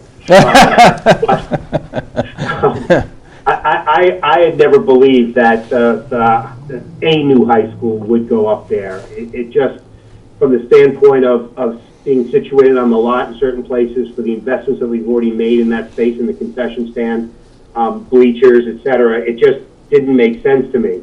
And then, like I said, add to it the fact of that with getting an auditorium of maybe half that size, and they don't build field houses. They'll build you a large gym, but that's only like a court and a half, not 3 full courts. It wouldn't make sense. It would make more sense to couple a building right next to it, turn the space next to the kind of the cafeteria area into the courtyard, demolish the other half for one set of parking, keep the other set for either another set of parking or something else, another field there or something like that. It's what makes sense, to me anyway. So that's the way I would, situate it on the lot. I'm neither an architect nor a contractor, but it's what I would do. I guess that's I'm sorry to cut you off, Ann Louise. That's the point of my question. It's just to think that at least somebody asked the question, because we don't know, Keith. You're absolutely right. And when the concept does come off an architect's plans, hopefully somebody points out the investment that was made based on the timing that the product was installed. Ann Louise, you were going to say something else? Just a minor point. I think we would envision that the footprint for a new building to be energy efficient and sort of improve on safety and security would be a more vertical format, and so the footprint potentially would go down, which is another reason we might, in all likelihood, not need to extend as far out as the field. Fair enough. I just have one last quick question. It's probably for you, Keith, because I think back several weeks when we talked about this on our weekly finance team call. But for the benefit of those listening, the $21,345 to purchase a charging storage station for the elementary Chromebook and the flips, was that vetted for possible CARES Act reimbursement or payment? Not yet. In all honesty, this is a relatively new item that we had discussed when we got the additional Chromebooks for KN1 in either a hybrid model or the fully open model, which I kind of identify as a partial hybrid. The students would still need some place when they come to school to charge. They would be carrying them. We'd have literally kindergartners and first graders carrying Chromebooks. But we would need a facility to store them safely, to allow them to be charged while on campus, and so that was a change to that. Do I think it would be eligible? Yeah, I kind of do, in all honesty. It's not something we would need, so we wouldn't have the Chromebooks at that level or that many Chromebooks at that level. So I do think it's appropriate, but that's also not my call. So. If that's, excuse me for interrupting, but if that is approved by town meeting on July 20th, that would then remove it from consideration for CARES, because if you've identified another funding source, then it's not eligible for CARES. So that's one Chief, to move carefully with. We have Chief Cassidy with us, who's helping us with those very questions. Keith, do you have any comment here, Chief, or do you want to defer it for details? I've actually heard the details. I've heard the presentation several times. If it were utilized to support a hybrid opening and it was supporting remote learning, then it would likely be CARES Act eligible. And so the question would be, would it be CARES Act, would it be capital request, or would it possibly be eligible for the money that DESI identified as part of their reopening and the competitive grant, technology grant? So I asked this question when Senator Spilka and Representative Dykema were visiting last week, was it now? Yep.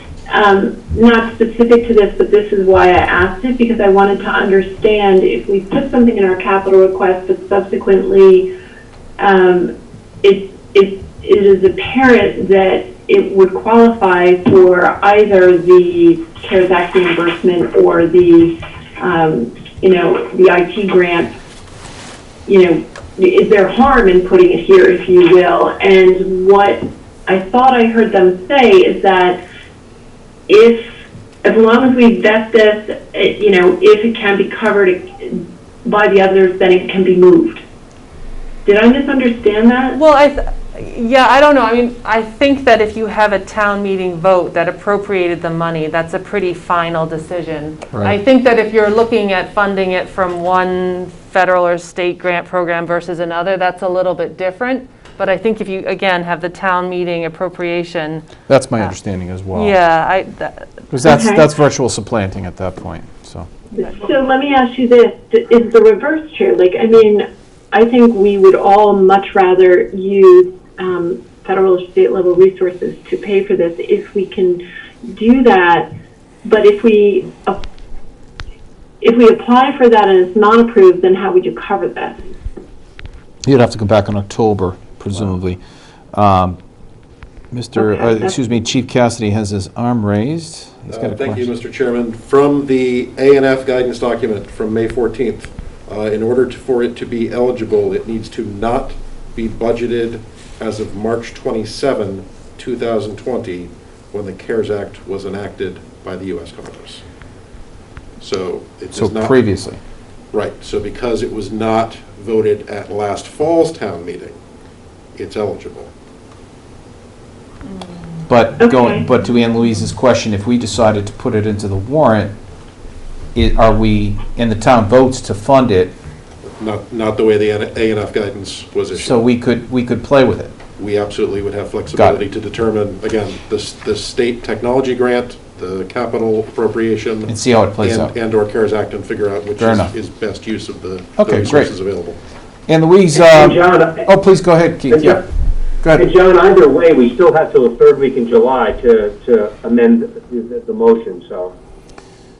True enough. Ann Louise, anything else before we move on here?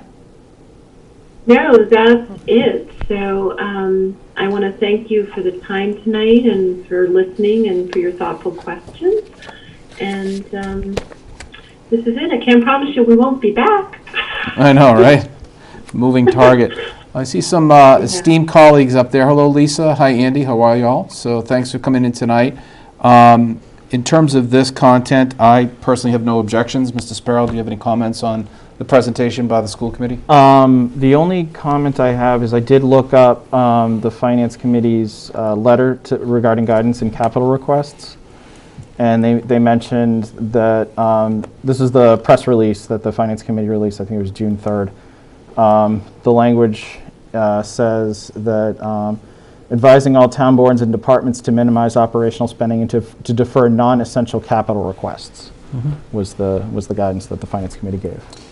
You know, student-athlete safety is an essential component of that. I think they can make an argument. I'm most compelled by the opportunity to save money. Yes. And I hear that might not be something we can bank on right now, Ben, but conceptually, Keith said it too, it's got to happen. And as far as I'm concerned. Got to do it at some point. Yeah, I'm willing to look past that guideline in its literal form. But Ms. Hine, do you have any thoughts on this?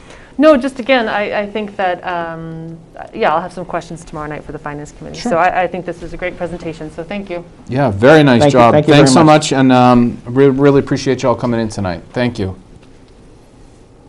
Thank you very much. Okay, good night. We're going to move on to the next item on our agenda, which is the warrant. Mr. Ritter, are you still with us? I am still with you. Excellent, thank you. I have not fallen asleep yet. No, well, it's riveting, so I gather you're with us. Yep. We have a few things to go over relative to the warrant. Last week, I spoke with the Finance Committee and collected a host of questions for the warrant. I have answers on virtually all of them, which I will be prepared to give the Finance Committee an email tomorrow, hopefully Okay. answering or addressing many of their questions. If my colleagues wouldn't mind, let me go through the warrant, and if you have any questions of your own, bring them up. Sure. I presume you have the latest version, which was marked 6/26/20. Yes, Ms. Heim? Yep, yes, You good? I do. You good, Ben? You with us? Okay. I'm here. So notwithstanding the location, which we have talked about earlier, which will likely change now that we've heard from the chief, Articles 1, 2, 3, 4, 5 appear to be in decent shape. I just want to call your attention under Article 5 to the job and wage classification plan for managerial positions. It does call out the M6 grade for the town administrator. The max goes up to 172.20. Similarly, the police chief, which is, let's see, he's an M5, that would tap out at 161.270. I think those are reflective of changes that we had, not, actually, I think Mary was going to make some changes to that. We have to make, can you follow up with Mary, Jeff, on the M5 and M6 levels? I think she was going to revisit the min-max ranges for those two positions. Give us some Okay. headspace, please. So what do you have for the police chief? The minimum is 117,316. The max is 161,270. 161,270? Yes, sir. Okay. The M6 is 125,824 min and 170,220 max. I think Mary was going to adjust those. Okay. Please I'll check follow with up her. Thank on you. that. And John, since you said call them out as we go through them, Yeah. do you want to discuss the consent agenda, which at this point would bundle Article 1, 2, 3, and I don't think it was 4, so 1, 2, and 3. So the moderator calls them out, and if you have 7 people who object, you go through them individually. If not, you vote on them all at once. It's worth talking about. So, as Ms. Hind indicated for folks at home, our council has opened up the idea that Holliston evaluate a consent agenda approach, which allows the moderator to bundle effectively a number of articles that are typically administrative, non-controversial manner, and collectively take a vote for some number of those articles all at once. And if there's any opposition by a number of attendees, then the agenda collapses and the articles are taken one by one. It's a way to save time, and I think we'll hear a lot as we go into town meeting about the public health issues facing people as they convene to do the town's business. So anything we can do, excuse me, to optimize our time and move away from spending more time together than we need to for safety reasons, it's not a bad thought. So it's available to us. We should have a conversation with the moderator before town meeting to find out if it's an option he wants to entertain. But I think, to your point, Tina, it would make sense to look at several of them, including the ones you just talked about, to bundle them. Okay.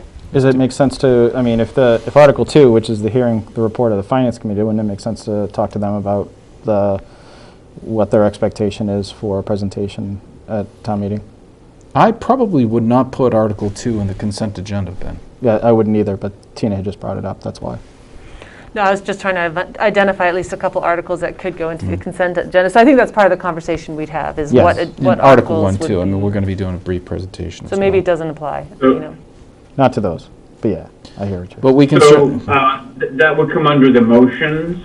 When the motions are prepared for town meeting, that's when we would make a motion to bundle articles that are of routine nature, and that's how I would deal with it.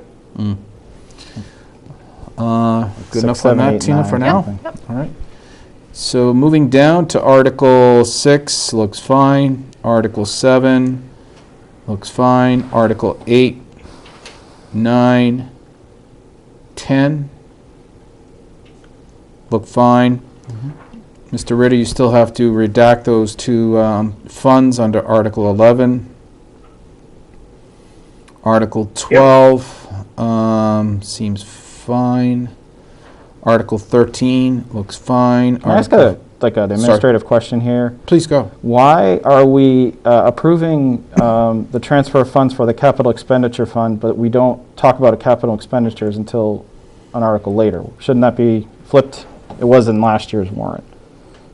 That Article 13 would have been capital expenditures, and then the report of the CPC would have been Article 14. So I've got Article 14 as capital expenditures, Ben. 13. Right, I know, but I'm just saying, why would I just from an administrative point of view, structural point of view, shouldn't we transfer the funds and then discuss them? You'd rather, I would rather take Article 13 and make it Article 14, and take Article 14 and make it Article 13. Just flip those next two articles. That's fine. The order of them. That's fine. Jeff, do you have that? Yeah, make Article 13 Article 14. And then Article 14, make it Article 13. So it follows in sequence, okay? Yep. Yep. So the former 14, that's the new 13. I think based on tonight, we'd like to add the items presented by the Holliston Public Schools. That would include $500,000 for the committee and field project. Yes. And $21,345 for the Chromebook technology upgrades in the point of sale system. Would you like a motion? there's one more though, the 100,000 for, I'm missing one, I think. Hold on, let's see. So, I got 500,000 for the committee and fields, and then a question on the technology. Go. No, I mean, I just wanted to get clarification. yep, hang on We one need to second. Oh, Yep. let me pull it up. I had it open It's a minute. page 7 of the presentation that you gave. I think it's 122,214. Yes. Not mistaken. 122,214, and it includes Yep. the Chromebook flips, the cafeteria point of sale, and the device upgrades for instructional and admin staff. Yep. I will reinsert that into the warrant. Redact the wastewater treatment plant item, that's out.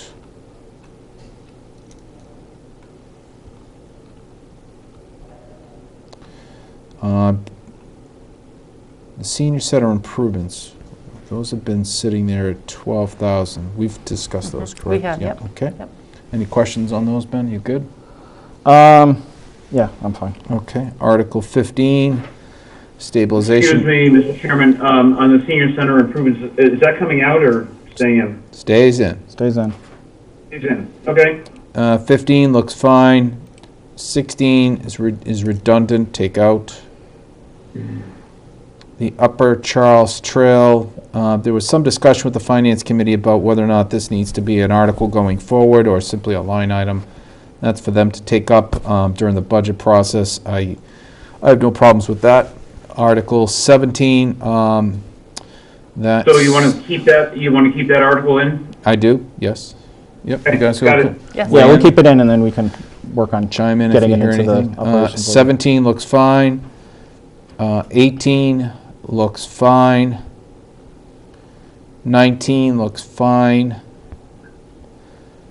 20.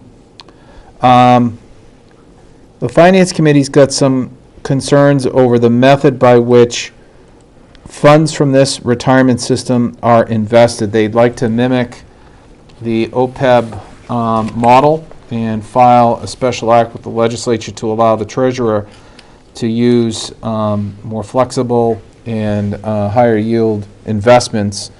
I spoke with the town treasurer today.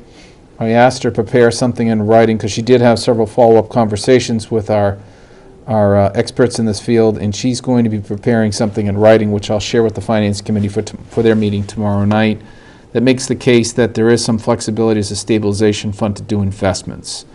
I'm afraid I don't have a lot of details on that, so if anybody has any questions, tune into the Finance Committee tomorrow night.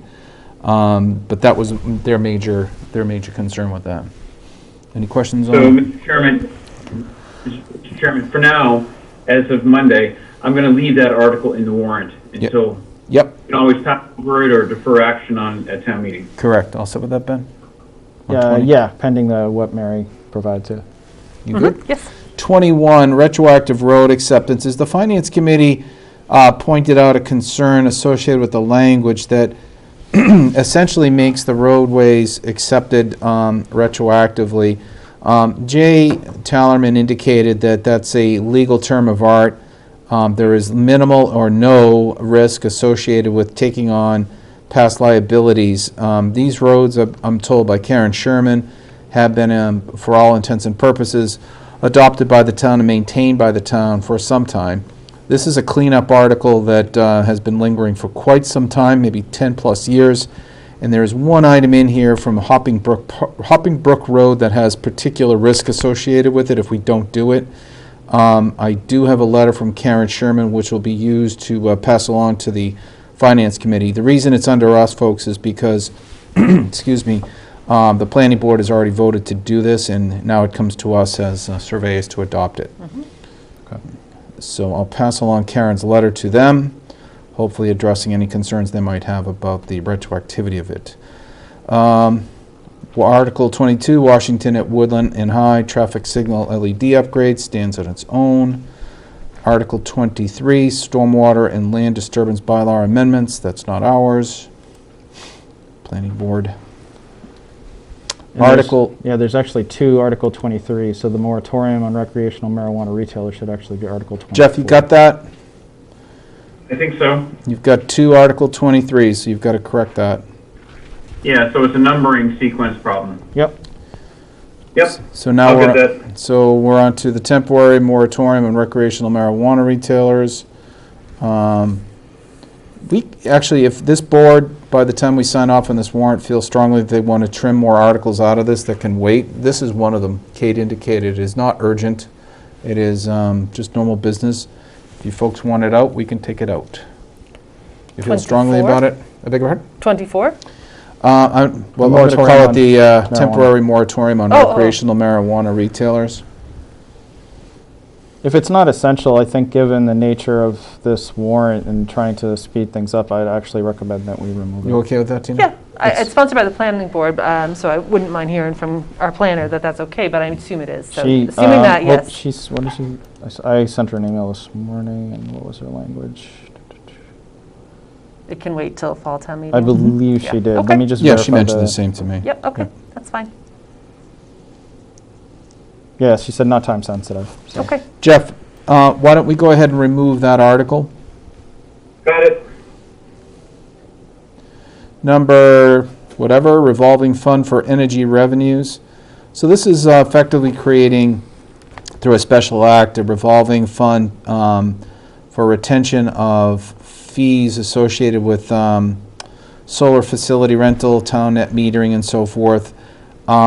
This particular language had some problems with it. First, there was no expenditure limit associated with it, and as I explained to Mr. Alfred at the Finance Committee meeting last week, we're going to likely generate over $500,000 a year from solar and net metering actions. It would not be our intention to allow all that money to go into this fund and have it just grow and grow and grow. We're after all, we're looking at funding the contracted position at $50,000 in FY21. So this language, I spoke to Jay Tallerman, can be changed in any direction we want it to go. My recommendation, because I think I heard the Finance Committee indicate this as much, and let's see, I see Mr. Alfred and Mr. Murphy on the call tonight. Feel free to weigh in, gentlemen, but my thinking is to maybe go along with the Finance Committee's thinking that we do away with this article as long as they're prepared to put in a spending or an appropriation of $50,000, and it would be used from the revenue that comes into the general fund from these items. Do either of you have an opinion on that at all? No, I agree with that. I think this language needs some tightening up, and I don't think it's ready, and I'd rather see us maintain the position, and if we put it as a line in the operating budget for now, and maybe try to revisit this at another time. Revisiting it at another time is okay by me. I just want to point out it's not an equivalent decision to put the line item, put the sustainability coordinators wages elsewhere because there's more in here, right? So if you read section 1, the second to last sentence there, it's not just for the wages and costs associated with personnel and experts. It's also a couple other things which I think are really important. So in general, sustainability efforts, payment of energy costs and expenses for public buildings. So there are a couple other pieces to the article. Chief Cassidy, do we have a question from? Mr. Murphy wishes to be heard. Mr. Murphy, good evening. John, thank you very much. As Tim was noting, I would be concerned us breaking out energy costs for the public buildings. I didn't read that closely. I was more concerned with the dollars amount going to the fund, revolving fund. I would suggest, just for sake of insight, and so we as the town can see what's being spent, not include those costs. And we already are spending money on different public buildings, so why do you want to go and put it into a revolving fund? I would say we already have that cost. And my thought process when I suggested doing all these things was to add the line for the sustainability coordinator into somebody's budget.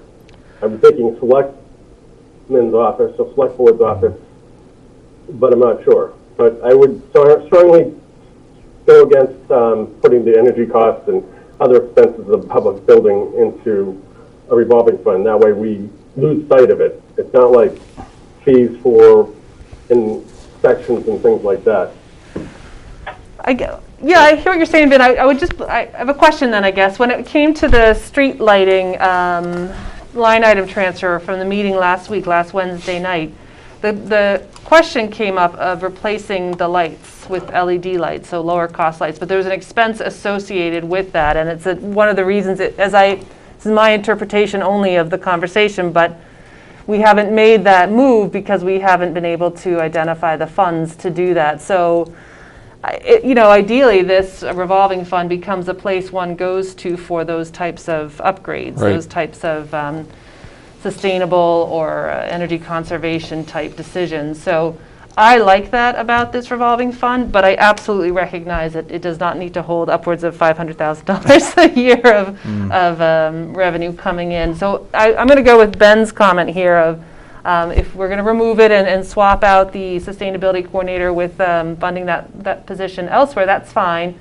And then perhaps we come back and revisit this for fall town meeting perhaps. Yeah, Ben, Dan, you're there too. Is my recollection correct that your committee was inclined to look at a line item to fund it, period, and let the funds flow into the general fund? Is that your preference? Yeah, I think we would be willing to look at, this is Dan. Hi, Dan. I'm sure we would be willing to look at it and fund it through a line item. Outside of this revolving account. Yeah, Ben, that was your recollection too. That was briefly discussed, I think, by Ken. Don't see the call any longer. Like I said, the whole thing regarding the energy, as I'm reading it now, Tina pointed out, I again would be reluctant. I think us saving money, that would be a CapEx, buying, if we're going to go and purchase the lights, that would be a capital expenditure, I think, and the town should have that vote, as opposed to doing it through a revolving fund. I think you're treating a revolving fund not the way a revolving fund is, how I understand it, by the things you're talking about. I would tend to agree with Ben on that one. Okay. So I'm thinking at this point that this article probably needs some, as Mr. Marsden used to say, more time to bake. The language was drafted by Tallerman. I believe it was used in another community. That's where they got it from. I have not heard directly from Matt Zedek or members of his group that look to define how it can work best for Holliston, Tina. And I think if we were to remove it, it would be to allow that group to go off, do some comparative analysis, and bring back better language for us to use, perhaps next spring, as a way to define a revenue cycle for expenses associated with the program that are very clearly defined. But right now, it appears as though we're running out of time to get that customized look. Jay Talman said, we can write it any way we want, and the problem is I don't think we have a consensus yet on what it should be. Fair enough. Yeah. And as long as there's a willingness by the Finance Committee to fund it as a line item, we accomplish that goal of getting it in, giving Matt the time to develop the program. And I'm going to take your words from last week and do my homework and look up, understand a bit more about purposes of revolving fund, so that if we decide to go the route of setting up a revolving fund for any kind of energy revenues, we're doing it, like you say, the right way. Okay with that, Ben? I am. So we'll, John, it's Dan, if I could just add one thing, I just know that we will want to see sort of a little bit more detail on the grants and things over time, the grants and then the sort of the financial impact that the sustainability coordinator is having on the town. It seems like he needs a little bit more time to sort of proof of concept, if you will, but eventually.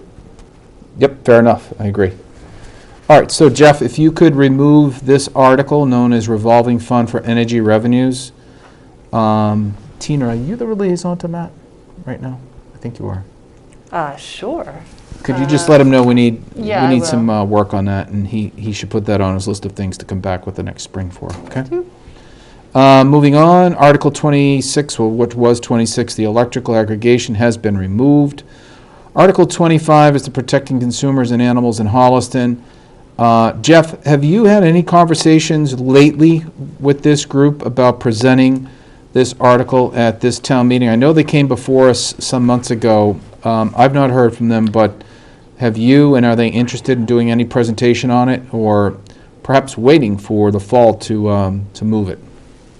No, as far as I know, that they're full steam ahead, and obviously it's in the warrant, the text of the warrant, and there are going to be some out-of-town guests that are going to have to be added to the motion for allowing out-of-town residents to speak at town meeting. So that's what I know.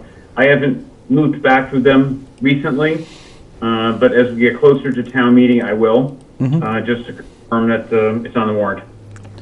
Thank you.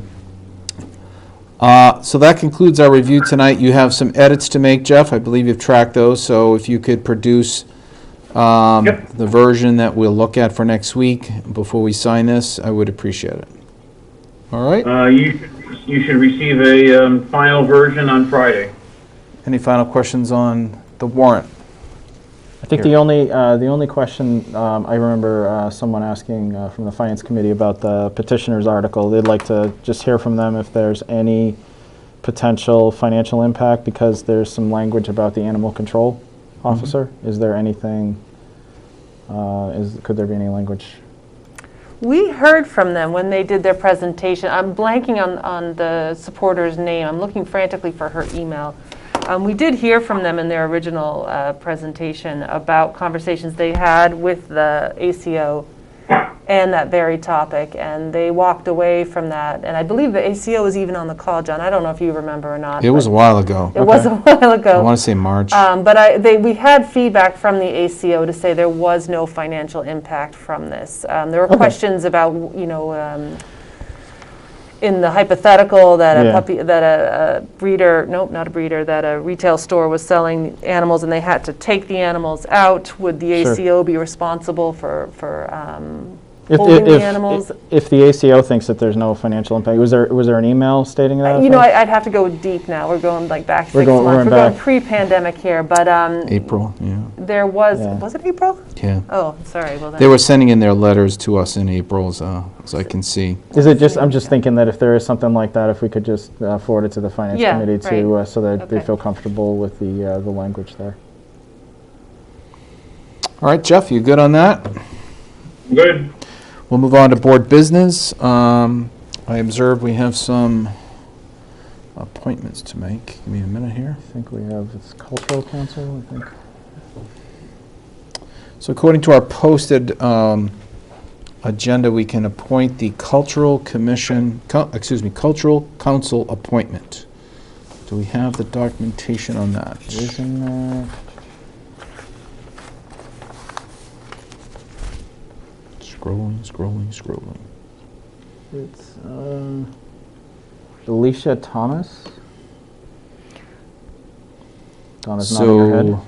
Move to appoint Alicia Thomas to the Cultural Council. Second. All those in favor say aye. Aye. That carries. Jeff, the agenda that would have included the auxiliary police, the parking clerk, and the deputy collector of taxes was not received in time. Our posted agenda will have to reflect what we could legally act on. So those items will have to wait till next week, okay? Yeah, that's fine. I just don't understand why, but it's because it was all sent out on Friday morning, but I will put it back on the agenda. Thank you. IT job posting. This is relative to a request to add more resources, personnel, to cover the time needed to handle our technology, specifically the Zoom calls that are coming in. Jeff, did you want to speak to this? Did you receive the information in your packet? We're looking at it now. I would just like to, because we had talked, I think we've heard from Chris Mayo about this as well at some point in the past. I would just like to change the posting slightly to just include that the part-time position begins July 1st, 2020, and runs until public remote participation ends. The position is no longer needed, or December 31st, whichever is soonest. I'll second that. Ms. Hine, all's in favor? Aye. Aye. Aye. Donna, did you get that? Okay, so that can go out. And then, I think, do we need to approve the whole thing, or just because I think we just approved the change, right? Jeff, do you need a vote on the job description or just a review? I would, probably a vote would be in order. Okay, as amended by Mr. Ben Sparrow, I'll take a motion to approve the Holliston IT Department job description. So moved? Second. All those in favor say aye. Aye. That carries. All right, moving on. Oh, Chief Cassidy has a comment. Chief. I was just wondering, are you looking at that also as an employee, or was that going to be a contract position that would be hourly as opposed to an employee? I think earlier we talked about it being a contracted position. Given the time frame that's associated with the role, this is... Is that reflected in the posting?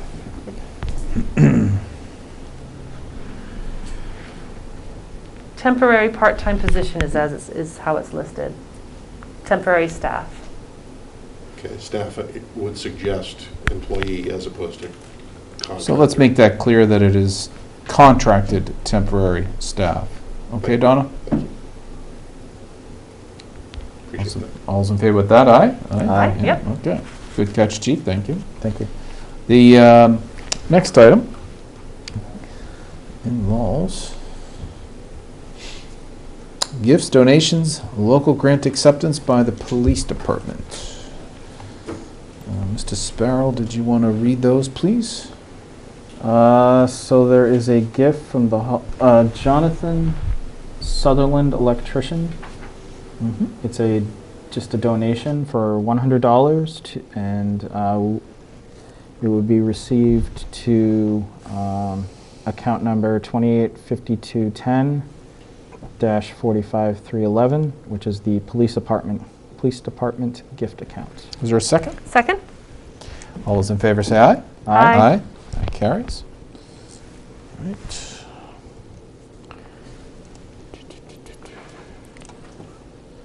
Police Department revised policies and procedures. Chief Stone, I see you're on the call this evening. How are you? I'm well, Mr. Chairman. How are you? Outstanding. Would you like to take a few minutes to brief the board on your revised policies and procedures? So these policies are basically language changes altogether. After accreditation last week. The Accreditation Commission had several basically language changes that we had to add to our existing policies, and these are just matter-of-fact changes that we wanted to present to the board.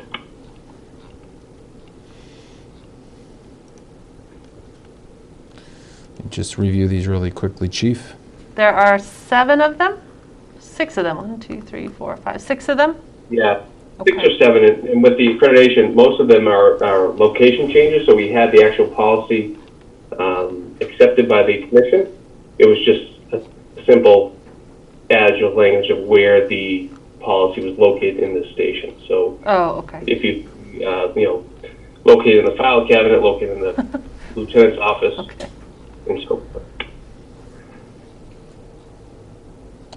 So there are quite a few policies and procedures in our packet, Chief. Is there anything that you wanted to call out specifically that was changed or updated?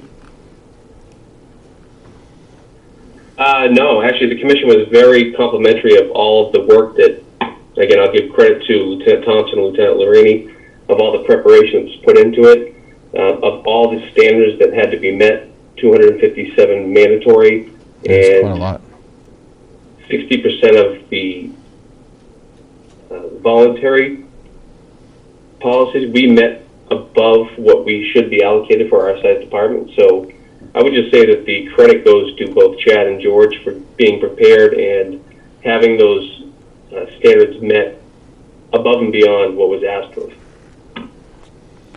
Chief, I note right out of the gate, policy and procedure number 1.01 deals with use of force. There's been a lot of talk about that in the public domain given the George Floyd matter, and I wanted to know if there's anything you wanted to let the citizens of Holliston know about the procedures under which your officers use or would not use any types of force in the apprehension of individuals.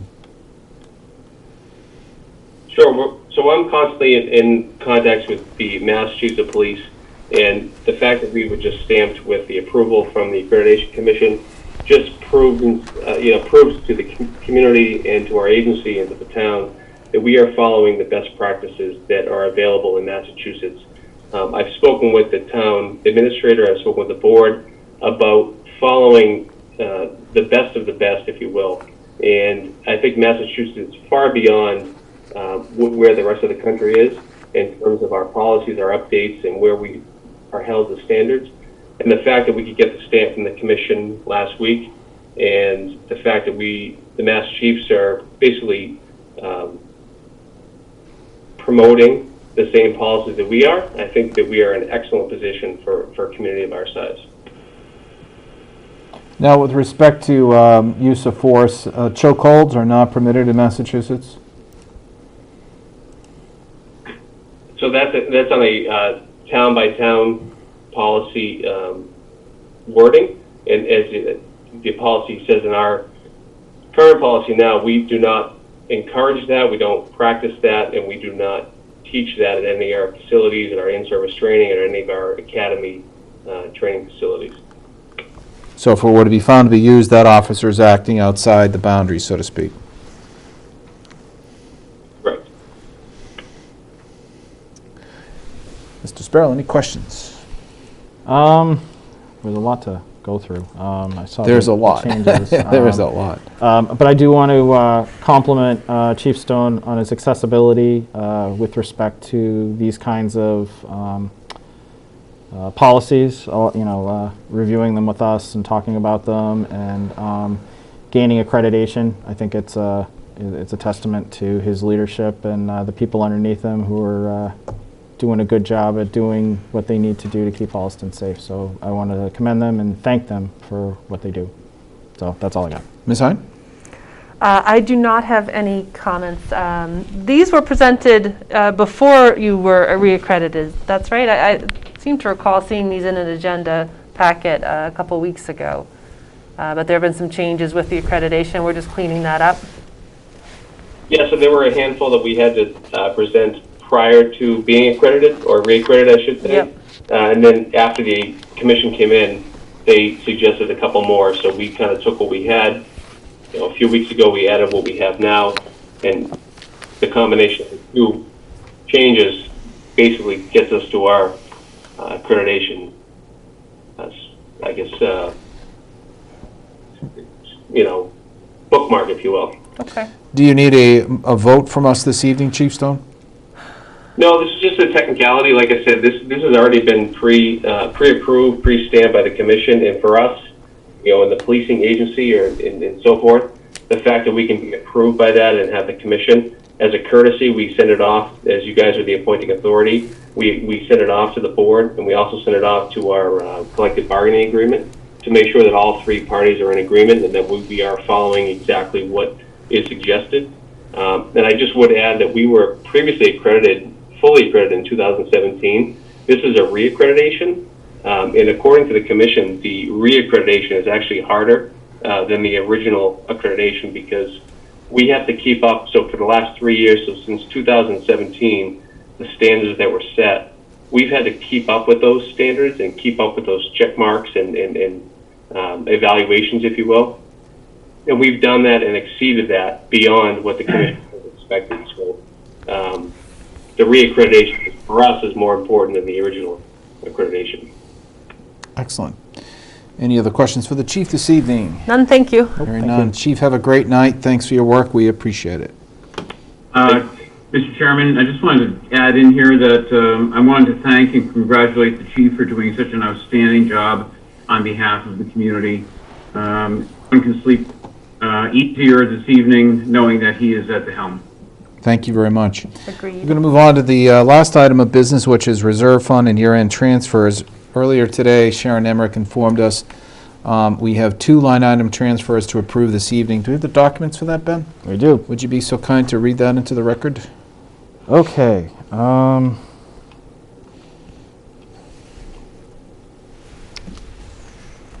there's a lot of information. It's hard to see where to start from. Okay. So the first one is a line item transfer for the select board in the amount of $32,000 from health insurance, organization 01914, object number 51750, to professional and technical organization number 01122, object number 53,000. The explanation, this is the Council for Settlement and the Town Administrator search. Okay. Yes. And before I take a motion on that, you had a second one there, Ben? I do. The second one is a line item transfer to unemployment in the amount of $60,000 from health insurance. It's from organization 01914, object number 51750, health insurance, to unemployment, organization number 01913, object number 51780. The notes here: have not received a bill since COVID hit. There have been countless applications going through for this account, and we need to ensure that we have the money to pay those applications if needed. Sounds good. All right, why don't we take the first one? I believe that amount exceeds the necessary balance to cover the so-called professional services. Yes. Sharon indicated that she's looking to put a buffer in there for any other additional invoices that might come in before the end of the year. Sure. The actual, I think, for my number was 27,000. Yeah, I think I saw about 27,000. And that was after she apparently booked the respective costs of the Beacon grant and so forth. Okay. So that was cleanup. So I'll take a motion to transfer $32,000 from health insurance to professional technical account as read by the clerk. So moved. Second. All those in favor say aye. Aye. Aye. That carries. I'll take a motion to approve a $60,000 transfer from health insurance to unemployment. So moved. Second. All those in favor, aye. Aye. That carries. This evening we have other business. Please note that our agenda did not include public comment, but at this point, if anybody on the call has anything they'd like to add, I will accept any comments at this point for other business. Anybody on the call? Hearing none, I'll ask members of the board. Mr. Sparrow, any business this evening? Nothing at this time, no. Ms. Hine. I have 3 really quick things. This week last week rather, attended the Metro West Regional Collaborative meeting. And also today sat in on the MWRTA board meeting. What was discussed on the Metro West Regional Collaborative meeting is the way Metro West communities are addressing racial injustice. There were a couple great ideas shared. Ashland's changing its select board's mission statement, and Wellesley held a student-led community forum, all again in response to George Floyd's killing. and the demonstrations we're seeing, that really stuck out to me as activity in our region to address racial injustice. The MWRTA, so the Metro West Regional Transit Authority meeting was today, and I just sat in to listen. We have a representative who was voting today on behalf of the town of Holliston, and I wanted to share this. The MWRTA is seeing their electric bills reduced by over 50,000, I think it's 50%, which equals, I think, around $500,000. It was a significant, $50,000, a huge amount of money with their solar canopy. And so with the 9 Green Street RFP that's going out, I am encouraging language to be included that asks bidders to explore kind of those design elements to see if that could help with what ends up being on the 9 Green Street property, because solar canopies are something this town should explore for the revenue benefits, but also for conservation and green efforts. So those two things. And then the last thing is Matt Zedek, our sustainability coordinator, and I created a short video clip last week for Soul Systems. They're going to have a little informational video that they play at town meeting and then hopefully post on the website. So he and I did our best to turn ourselves into... I talked to Beth about that. I asked was her it awful? if she would like to add, I thought it would be important to add a couple of less attractive faces to that, so I offered myself and Mr. Sparrow to join that. And Oh, they were really? They were supposed to send us something by email to have a talking point. I haven't heard from Beth, so. Probably because we did such a good job, Matt. Now I'm guessing you'll get an award for that, no doubt. But Yeah. Did you really do that? Yeah. So I talked to her last week. She said she'd add our voices, but Well, I think it's great. It's a great project. We should all be very happy with it, yes. and God, are we in good hands? I mean, Beth's great. You know, she's really been doing a great job with that. So that's great. Anything And else? that's all I have for public comment. All right, just a few things for folks before we wrap it up this evening. I wanted to give a heartfelt appreciation to the town clerk for pulling off an election last week under the circumstances that were very trying for a lot of reasons. Out of 10,797 total voters in Holliston, 1,817 cast votes. Of that number, 664 came to the high school gymnasium to cast their votes. Clearly a large number used the absentee ballot option, which was great, but many more voted. It was a 17% turnout, which is quite impressive given the circumstances. The town clerk, her entire team of volunteers and employees really stepped up. It was a really very impressive day given the circumstances, so thanks to you. There was supposed to be a meeting tomorrow night regarding the Lowland the Lowland Park, Industrial Park. We're going to put that off until after town meeting. There are a lot of stakeholders involved in that project. We want to make sure that our friends at the planning board, as well as commercial and residents, come together with an understanding of what the problem is and what we can all agree to do going forward. We're hoping that meeting again will happen after July 20th, maybe sometime in August, so bear with us as we get our bearings on available time for that. Last week I participated in the Finance Committee meeting. One of the items that came up was a question regarding the new town administrator's role and how he can help facilitate a lot of information between our board and the Finance Committee. One of the things that I made a recommendation to their board about, and they seemed receptive, is to have a joint Finance Committee Select Board meeting, again, after town meeting, once Travis is on board, so that we can have an open dialogue about what those tasks can be to the mutual benefit of both of us going forward. It'd be a great immersion for him to meet and hear directly from our colleagues on the Finance Committee and be productive. So that'll probably be something that happens in August as well.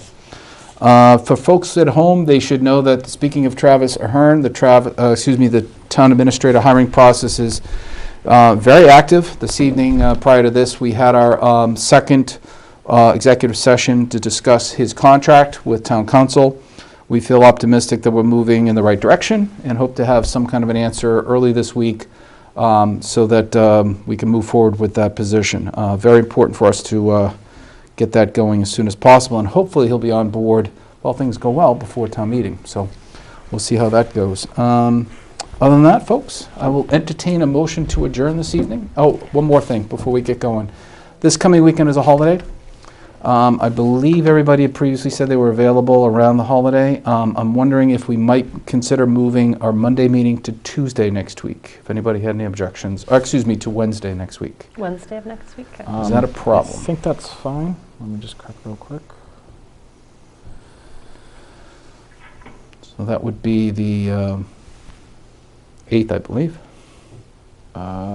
Yep, I am available. I'm fine. All right. Likewise, yep. Jeff, would you kindly move our Monday meeting date to July 8th?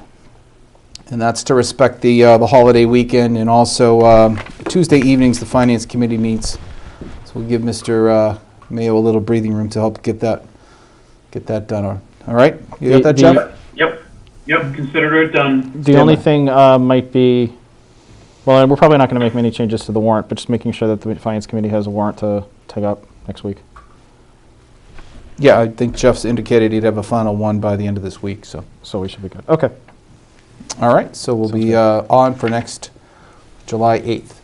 Motion to adjourn, please. Motion to adjourn. Second. I have a second. All those in favor say aye. Thank you Aye. very much. Good evening, Holliston. Thanks for joining us. See you next week, and happy July 4th.